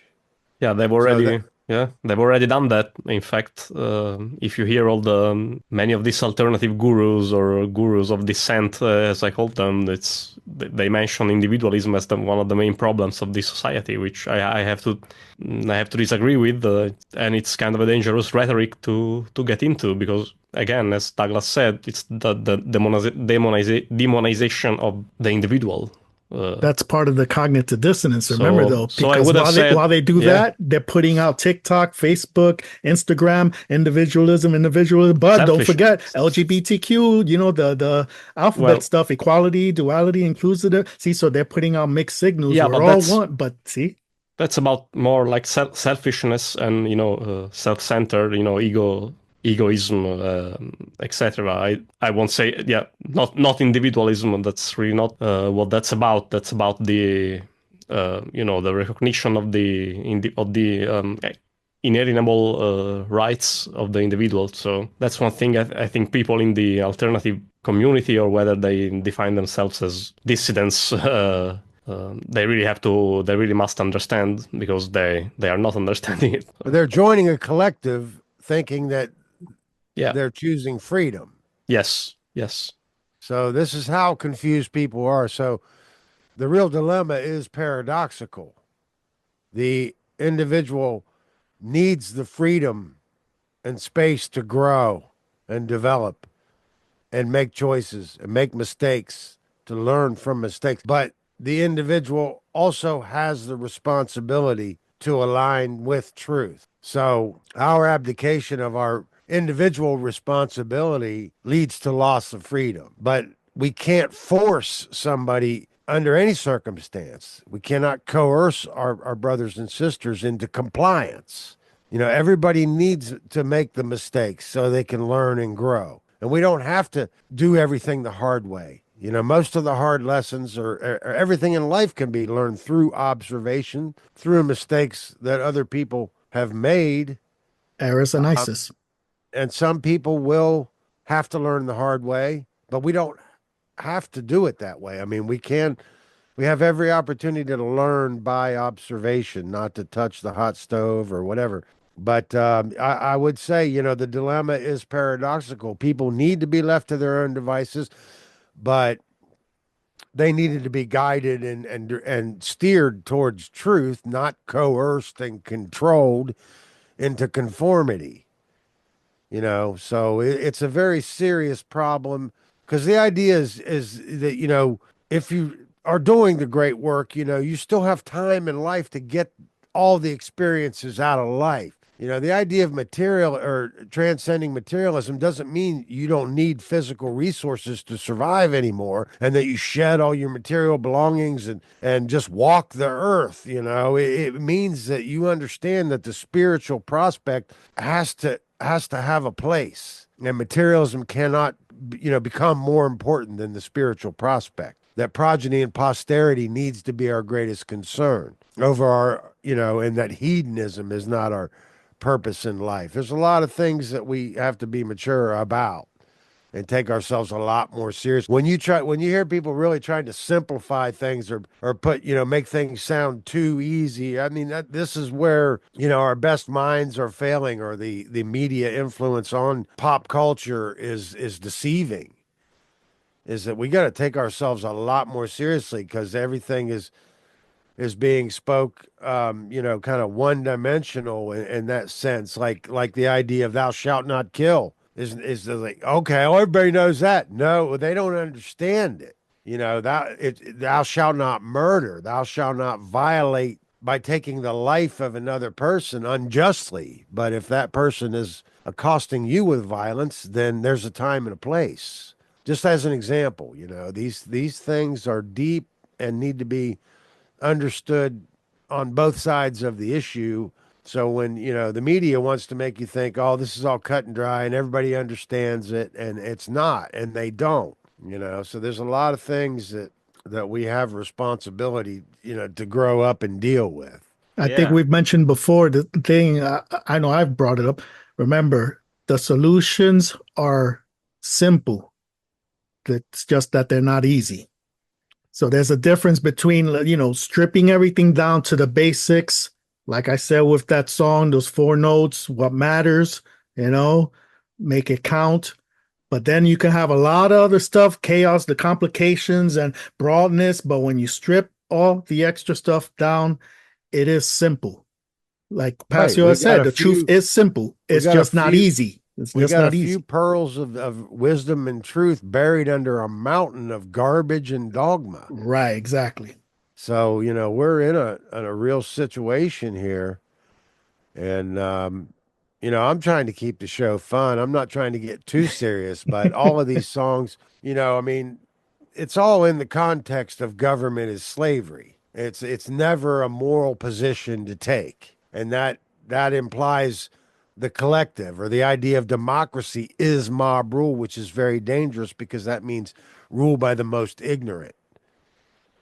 There's a lot of things that are overlooked, and even in serious conversations. I mean, everything in the media is completely ego driven, you could say. They are selling you the idea that life is just about, personal experience and hedonism and accumulating the most physical wealth, and that's the key to success, and that's what success means, and that's not anything to do with it. Success means you have real experience and real growth and real learning and, a real life, not some phony, disingenuous existence of hedonism and self gratification. There's a lot more to it. So I don't want to sound preachy, but you're so preachy. Derek, Francesco, both of you, as we near towards the end, the final couple of tracks here. Comments. If you don't mind, yeah. You mentioned that word a couple of times, and I've mentioned it a couple of times in a couple of rhymes. The hedonistic, modernistic, nihilistic, modernistic bitch shit. All these things that are leading people in the wrong direction, and touching on a lot of things that you mentioned. With the prop. All right, so rule by the ignorance. It's also the kakistocracy instead of the government. We could call it kakistocracy. You know that rule by the shit people. It's all caca, but voila. So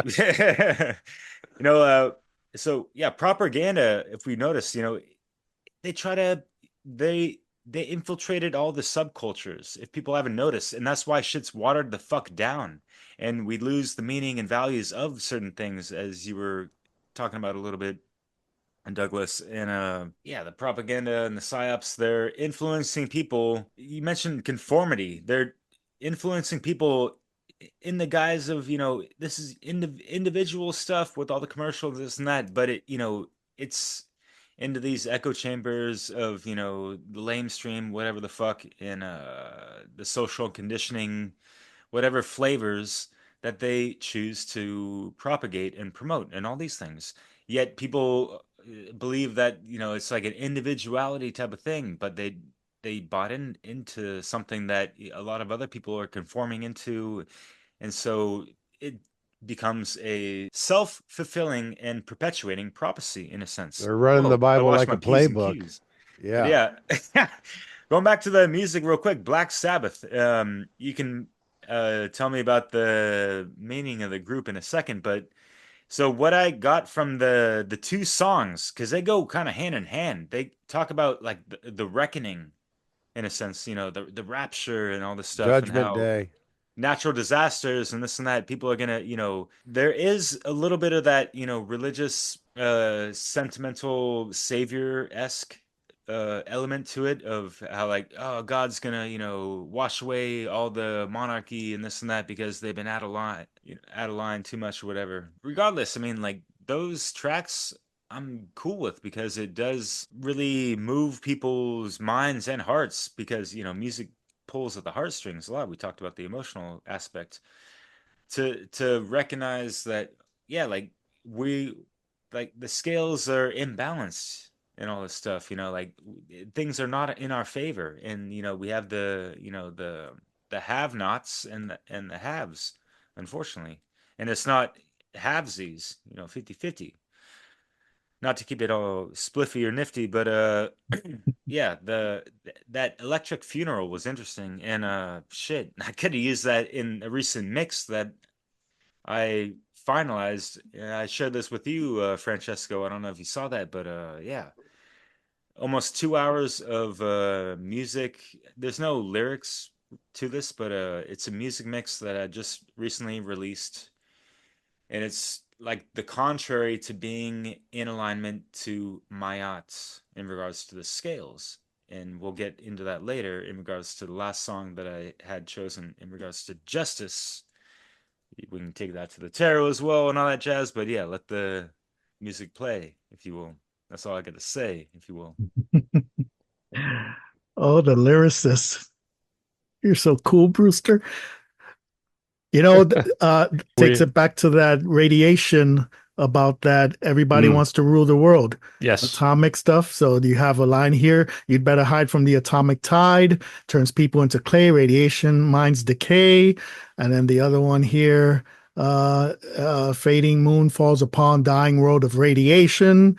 So it's like, It's not really feel-good music. No, it's definitely, the prospect of self-destruction, that the technology that we've developed, we could be sowing the seeds for our own destruction. As long as we're living in a world of slavery or government, this is all going to be used to control us, and we will sow the seeds of our own de-evolution and then ultimately stagnation and destruction. And that's a very real horror that we have to face and understand that natural law will eventually rectify the situation. That's what I was going to bring up. That's in that War Pigs. I have the verse right here. No more war pigs have the power. Hand of God has struck the hour. That's consequence. You keep fucking around doing what it's consequence. Natural law, cause and effect. We're going to get what we deserve. Tower card. Ideally, the universe is just. It will rectify. It will not tolerate stagnation. But that doesn't mean that we'll be around, because we might. The karma doesn't work exactly like it does in the cartoons. You do something wrong and an anvil falls on your head. As morality declines, freedom declines. As we stray into this scientism, the priests become the men in white lab coats, and now science is our savior. Everybody thinks that science is going to invent something that's going to solve all our problems. But this prospect of a dystopic nightmare, we're already living in it. But the idea of we're sowing, the technology, we're sowing the seeds of our own destruction with this. Unless we're grounded in principle, that's absolutely true. We have to be grounded in principle. We've unlocked the power to wield the forces of nature, Pandora's box, if you will. So with that comes that tremendous responsibility, and there's no going back. So we have to take, truth more seriously than ever, because right now the condition of humanity is a shit diapered, spoiled, rotten brat who's found his dad's loaded gun with all this technology. So the potential for us to destroy ourselves with this is very real. And that's what the main reason I wanted to bring these songs on. But what's your question about the band name, Derek? What is it about?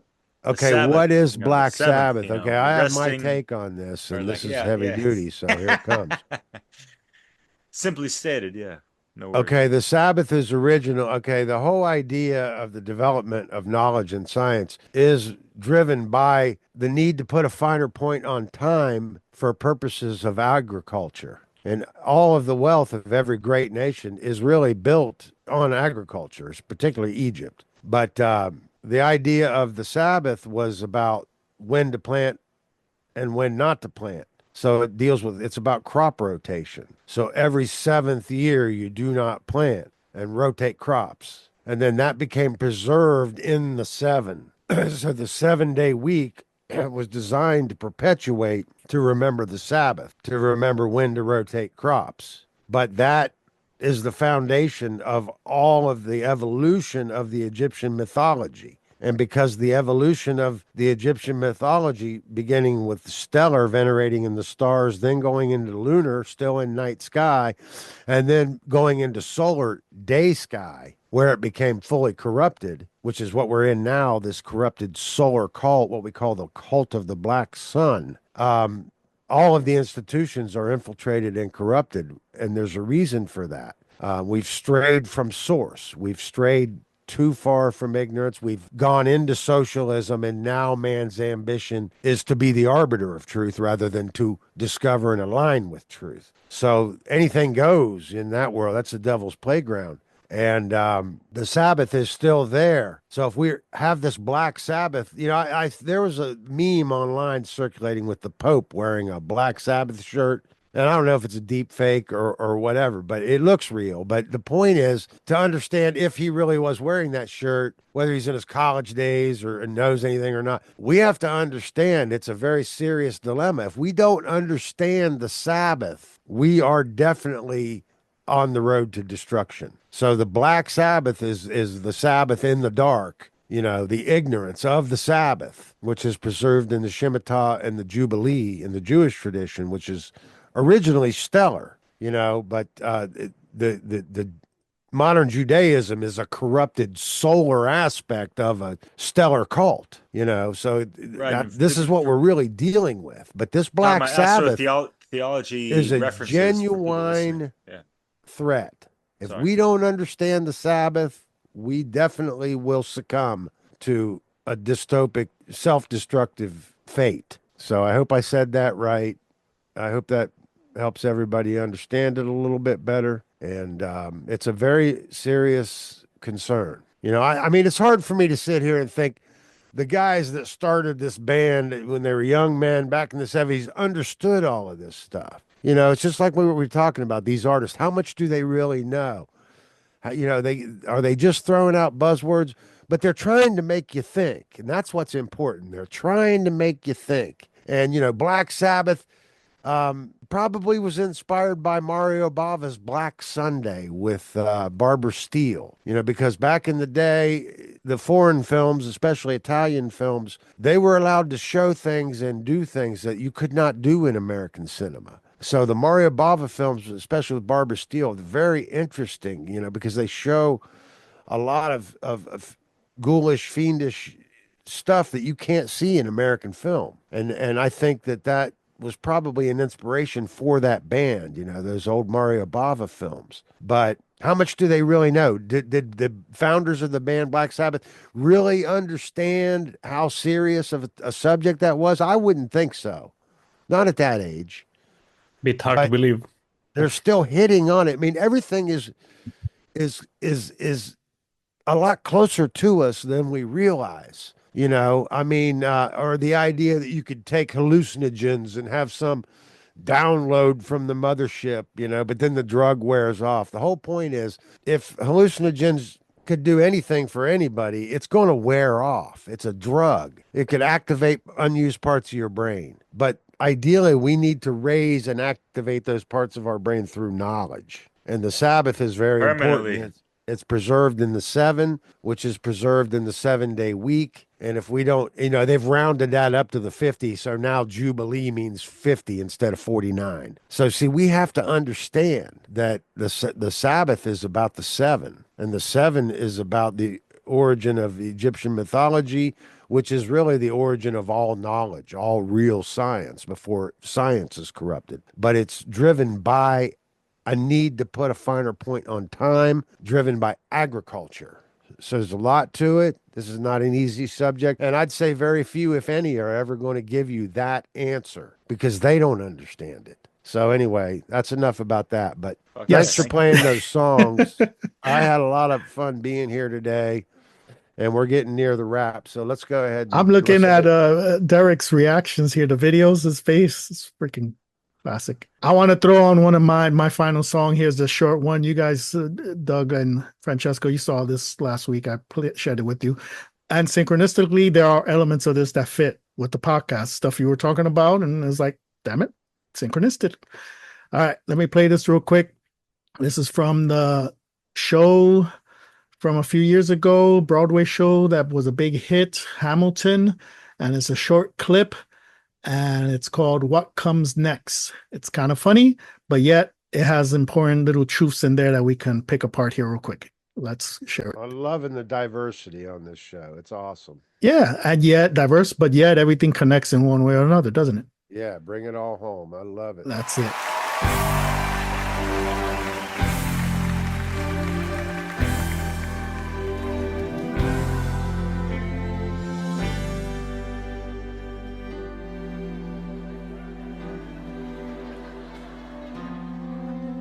They say the price of my war's not a price that they're willing to pay.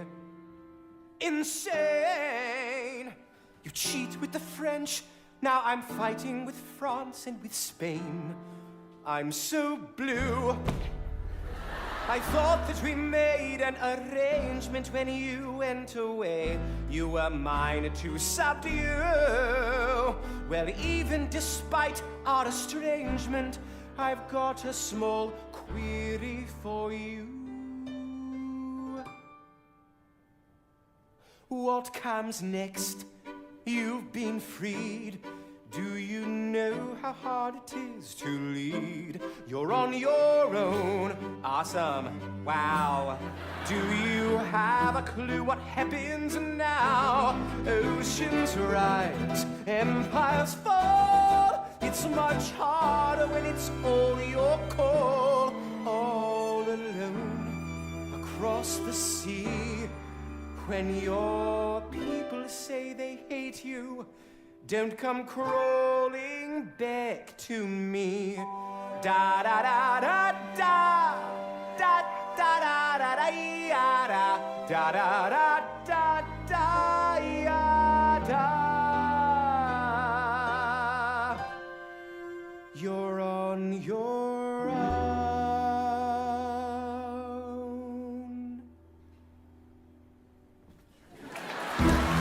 So what play is that, or opera is that? That was a Broadway show. Lin-Manuel something. He's a writer, playwright, writer, composer, and he had a Broadway show called Hamilton. So it took some historical things and made a musical about it, tongue in cheek, but there's truths in there. So right there is the king saying, oh, you're free, go over there. But remember, it's a thing of you want freedom, now you got to lead yourself. See, so you're too stupid, poor, and whatever to lead, to know how to make things right. You're going to come calling back to us and say, please, leaders, masters, kings, we were wrong. How do we create a society? We don't know how to do this. So, what comes next? Now that you're free, you're on your own, So it's that kind of tongue-in-cheek, sarcastic thing. But there's a little segment in there that touches upon war. He says, we have you to go and bleed and kill and, fight for us, So it's like, damn. So synchronistically, it had a little bit of everything we touched on the show. That's pretty interesting, man. What a great singer, too. Amazing. You should watch that show. It's long. It's like 2.5, almost 3 hours long, but there's a lot of good if you stuff got a on link, send that over to me. I'll check it out. All right. I want to know more about that because I bet. Anything that guy, historical. the face reminds me of Emmanuel Macron. And just the whole theme, it reminds me of like a modern version of the monarchy if the aristocrats were still kind of like,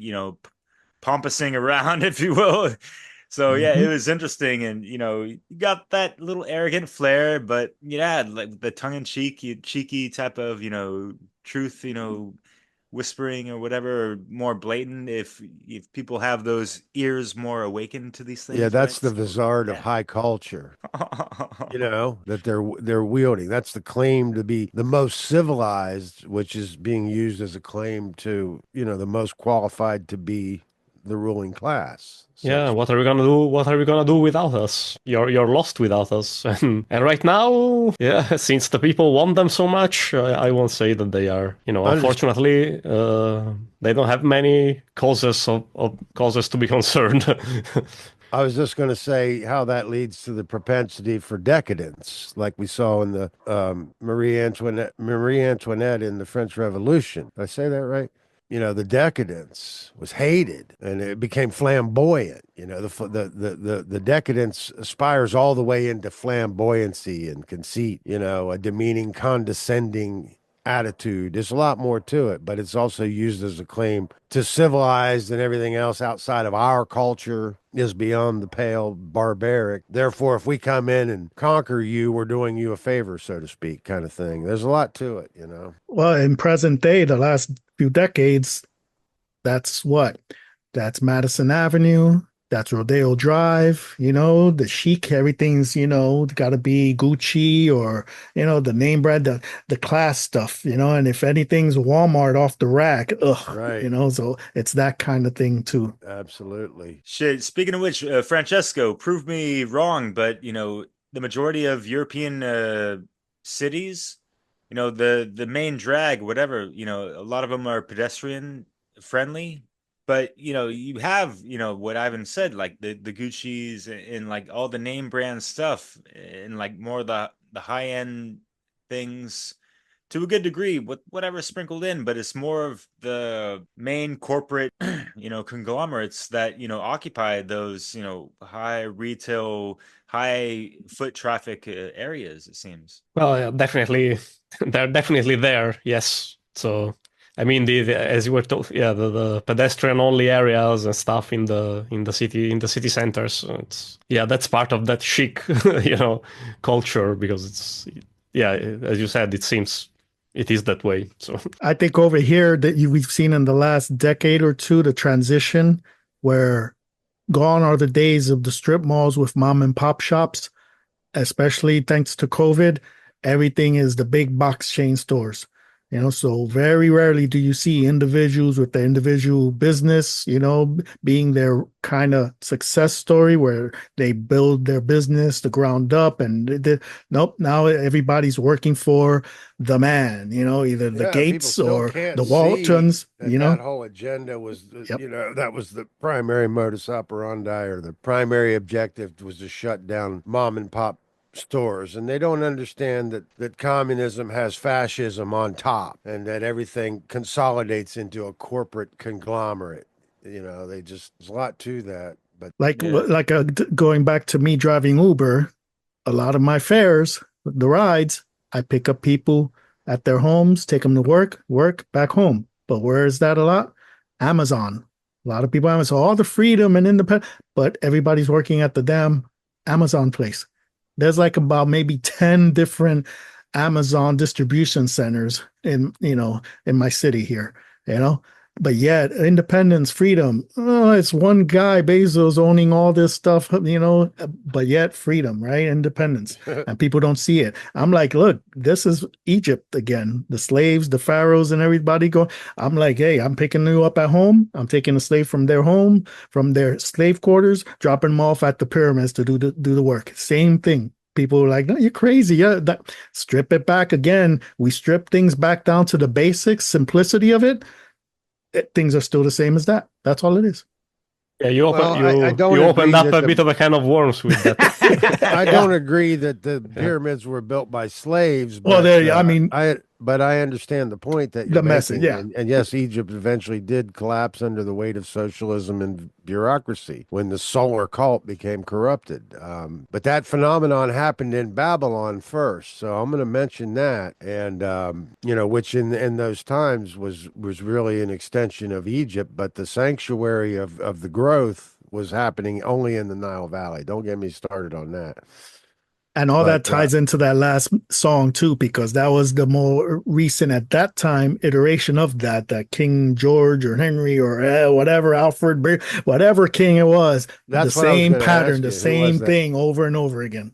Well, I'm guessing it was George III. There you go. So, you thought it was George III? Yeah. American Revolution. So France and all that. Yeah. Right. Well, that's an interesting subject for sure. Oh, yeah. Because a lot of people thought that George III had gone completely insane, but now look in the modern world, the English is the last monarchy standing that still lays claim to royalty. So I would tell you it was planned that way, and that George III fully understood how this was going to play out. So don't get me started on that either.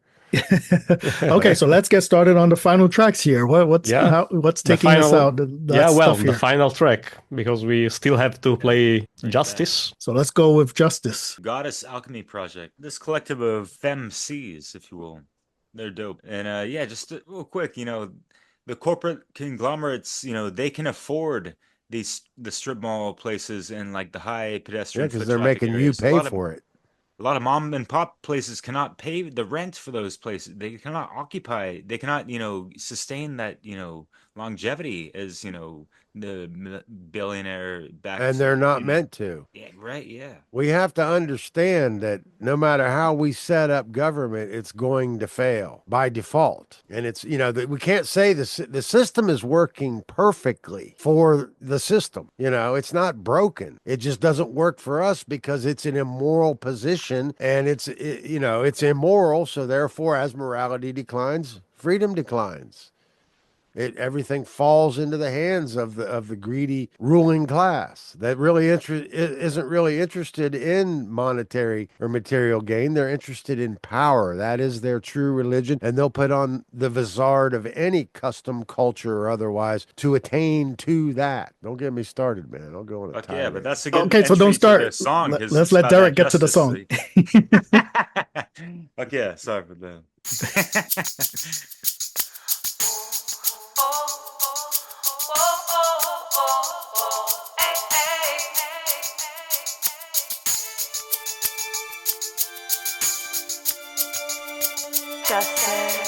Justice, we want justice. To the edge of the world I go, inscribed in the epitaph of my soul. I feel it, I feel it, I feel it. On a journey to the edge of the world we go, inscribed in the epitaph of our souls. We feel it, we feel it, we feel it. As the sky rumbles around me, in the people possibility, my attitude affected by the altitude. I smile in the turbulence, unaffected by your petulance. Yes, I confess, we're on a conquest for content in a black and white shakedown century. People, can you feel me as I swing? Only to the pendulum I'm fielding, questions in the fallout. Pray for rain in a season of drought. Earth phone ringing louder than my cell phone. Can you hear me as I call? Can you catch me as I fall? See, I seek to grow tall, not modified, homogenized, hydrogenized. Before I fight and crystallize, I'm mesmerized. And your polarized perplexity be vexing me, but it won't get the best of we, cause on the razor's edge of annihilation, we calling out for regeneration. On the edge of extermination, we calling out for regeneration. To the edge of the world I go, inscribed in the epitaph of my soul. I feel it, I feel it, I feel it. On a journey to the edge of the world we go, inscribed in the epitaph of our souls. We feel it, we feel it, we feel it. Cause I'm skating on this plane of my ice cold privilege, and I'm rigid. This system got me frigid, but Molly no make joke when him say guiltiness. Rest on them conscience, I confess, my life is excess at the blatant expense of my sisters and brothers, living in the gutters of our waste. This isn't breeding haste, a living disgrace to humanity. Accepted insanity, propelled by the economic trap. Hierarchy, maintaining the gap we call poverty. The rapists of our right we call liberty. The elite not free, addicted materially, distracted merely from the inequality we see. The people are perturbed, the leaders must be served with a taste of the misery that is reality. For the majority, we want justice. Cause my brothers are dying, so many sisters are dying. Tired of living, tired of trying. In a society that is constantly prosecuting with bars of insanity, leaving no room to plead for the moneyless of humanity. And so the walls close in by the Babylon system. Yeah, Babylon is a state of mind, is a state of mind. A death row, who are we to judge who must go? Death row, politicians playing as if they know, with their guns and ammunition while they fight for recognition, while the people are left to live on another superstition. Say we're hoping for a new tomorrow, for time to heal our sorrow.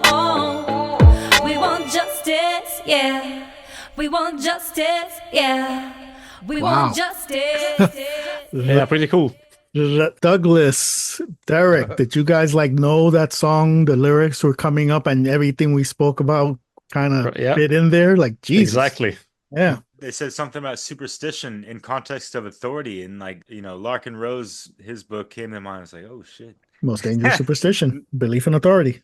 Yeah. Yeah, right. But yeah, spiritual sovereignty. That's kind of what that song, is kind of evoking from what I took from it.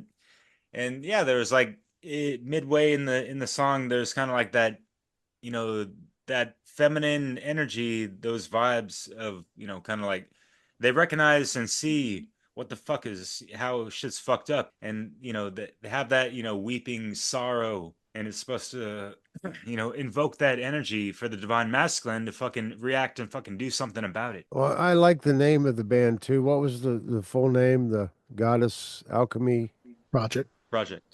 Yeah. And yeah, you see right there, they're trying to invoke the feminine, and that's rare in these parts these days, it seems. But it's good to get it, more from a feminine aspect in a very masculine dominated world. And that's not to say we're living in a patriarchy, because the cogs of the system are made up of men and women, but ideally it's a masculine modus operandi. That's dominance. That's the masculine principle, is to dominate. That's the danger of the solar cult, is because it's a dominant prospect, dominant aspect.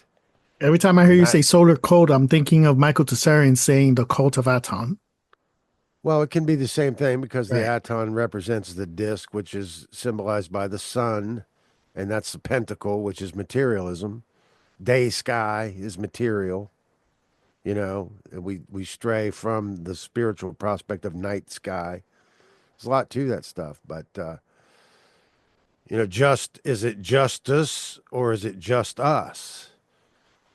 To the ruling class, justice is just us. To them, peace means things don't change, that their business will prosper, which is their business's control. There's a lot to it, but just keep that in mind. Great track, Derek. It is. Glad you all felt that. Wanted to bring, that, balancing, because a lot of music out there, it's more, I don't like to say male dominated, but like the music that we're into, rock and this and that. How many females are up in the bands and all that anyways? Not like it matters. It's not, sometimes that essence in the musical presence in this context and conversation is kind of cool to throw in the mix, kind of thing, I do agree that the females have been hyper-masculinized, and at the same time, males have been feminized. It's a world upside down, Oh yeah, these days, fuck yeah, man, yeah. Inverted. I like the cover that's on here. It's showing pyramid. And we were just talking Egyptian stuff and royalty, and there's a pyramid on the cover of that. Cool. Synchronicity. Just a coincidence. No, wait, coincidence. That's the... Well, yeah, I've been like every hour tonight. To quite a few bands and Every tracks song, that I was unfamiliar with, so that makes it that much more interesting to me when I go back and get to listen to this show when it's properly edited into place by the master Francesco. Yeah, that's gonna happen sometime in the future. Keep in mind, our time zones are on the other side of the world here, so it's late at night over there, and it's just probably almost morning. Midnight, 1 a.m. Where Derek and Francesco are, and here 2 a.m. 2. We're just approaching around dinner time, so it don't matter. It's all flat anyway. Stop buying into the illusion. That's just the light. The light is just shining. Oh, that's right. I forgot. Yeah. Don't worry. I'll be up in 1 hour anyways, because there's, Chris Jansen, his End Evil podcast is always airing on Thursdays. I'm going to make it on very soon. I promise. I'm trying to get on there with you guys. So you're doing another one, Derek? I'm going to make it on soon, hopefully, Derek, and hopefully I'll get in there with you. So yeah. All right, we're getting near the end, or yeah, we're getting at the end of the show. So we did it. Wow. So yeah, this has been great. It's been great to be back with the Can You Handle the Truth in Music. Always a fun show to do. And we had some great tracks in general and some great tracks by our guest, Derek. So thank you for having me here. And yeah, thank you for all the tracks and the contributions to the show. So you wanna, tell people once again where they can find your work and all your channels and music? Yeah, sure. Didn't want to go first or whatever. I don't know if you're talking about me, but yeah. Yes. I was. Jeez, my last name, if you guys can see that, just Derek Barlocelli at tap link. That it's got all my. I'm on like a dozen platforms. AwakenYaMind, AwakenYaMind. It's all one word. It's easy to find.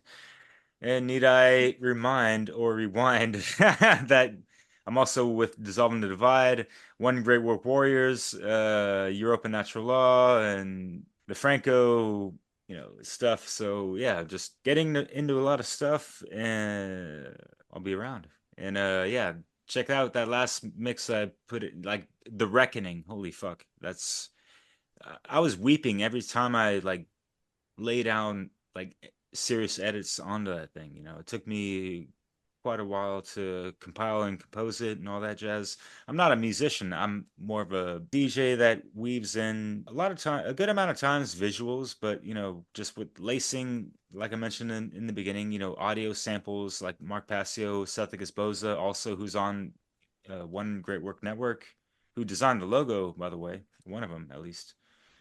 And yeah, Manly P. Hall. I even got Brandon Spencer up in this last mix from One Great Warriors. He's in the network as well. So yeah, it's pretty deep. It's pretty sobering, but it's also very encouraging and very powerful because it's also the reckoning upon those who are unaligned to natural law. So it's a gut and a heart check for those that have their heart weighing way heavier than the feather of Mayat. This goes kind of double or even triple for some of these motherfucking dark occultists, because as much as they think they can shirk natural law through, their predictive and projective programming and making people, manipulatively, comply with whatever the fuck they're trying to roll out, they're still gonna, get the cosmic hammer or the cosmic bitch slap, if you want to.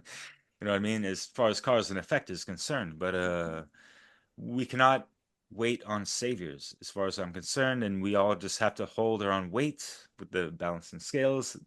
That in mind as well, with that heart-based intelligence. And that's all I got to say to keep it relevant. And thank you so much. It's been really a pleasure and honor to chat and collaborate and converse with y'all. Yeah, absolutely. Thank you once again.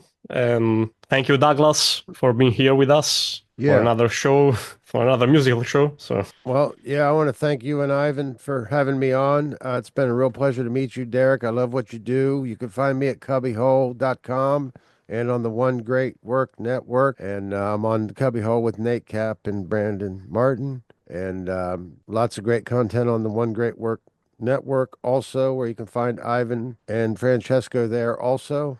So thanks again for having me, guys, and I really enjoyed it. This was really fun and really great to be back in the saddle. So thank you so much. Yeah, DJ Ivan. DJ Ivan, yeah, right.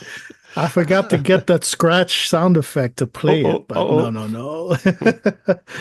Oh, yeah, this was good. It's been a while. Good to be back in here. Derek, man, I'm going to look up your work because, yeah, I can tell your mind is always working. I can tell, just right off the bat, you're like linguistically just swinging things around. I was like, okay, this guy's got stuff. He's running, all cylinders are kicking.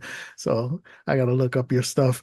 But yeah, eclectic as always. We had the theme. You can tell a general theme there, but yet from different type of movie music, types of music, even the instrumental, with time and the little hip hop or underground dance stuff from the 90s, but everything has its role to play. You can find truth in everything.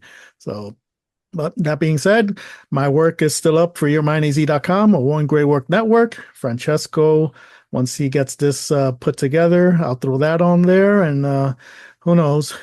Maybe I'll get my tired ass and do a speak. Guy next door needs to start speaking again. It's like up and down, because reality of life tends to suck, you know, and when you're actually in the matrix and have to participate in the matrix, it sucks. But that's when you got to remember what matters and be like, shit, I got to actually do something. And, you know, so that's why we're here. Francesco, thank you bringing me back in here. Douglas, good to chat with you again. Derek, good to meet you. And I don't know, we'll collaborate, do something. Guy Next Door Speaks on film, TV, and music, and you're a music dude. So who knows? Douglas, we might be doing something with Derek again. Sure. Just saying. All right. That's all I got. Well, I love all your work, Ivan. So, yeah, you don't know anybody anything. I mean, you've done some great work, and I love everything you've done. And, you know, it's always good to be on a show with you. And I'll see you guys on the rebound. And great show, everybody.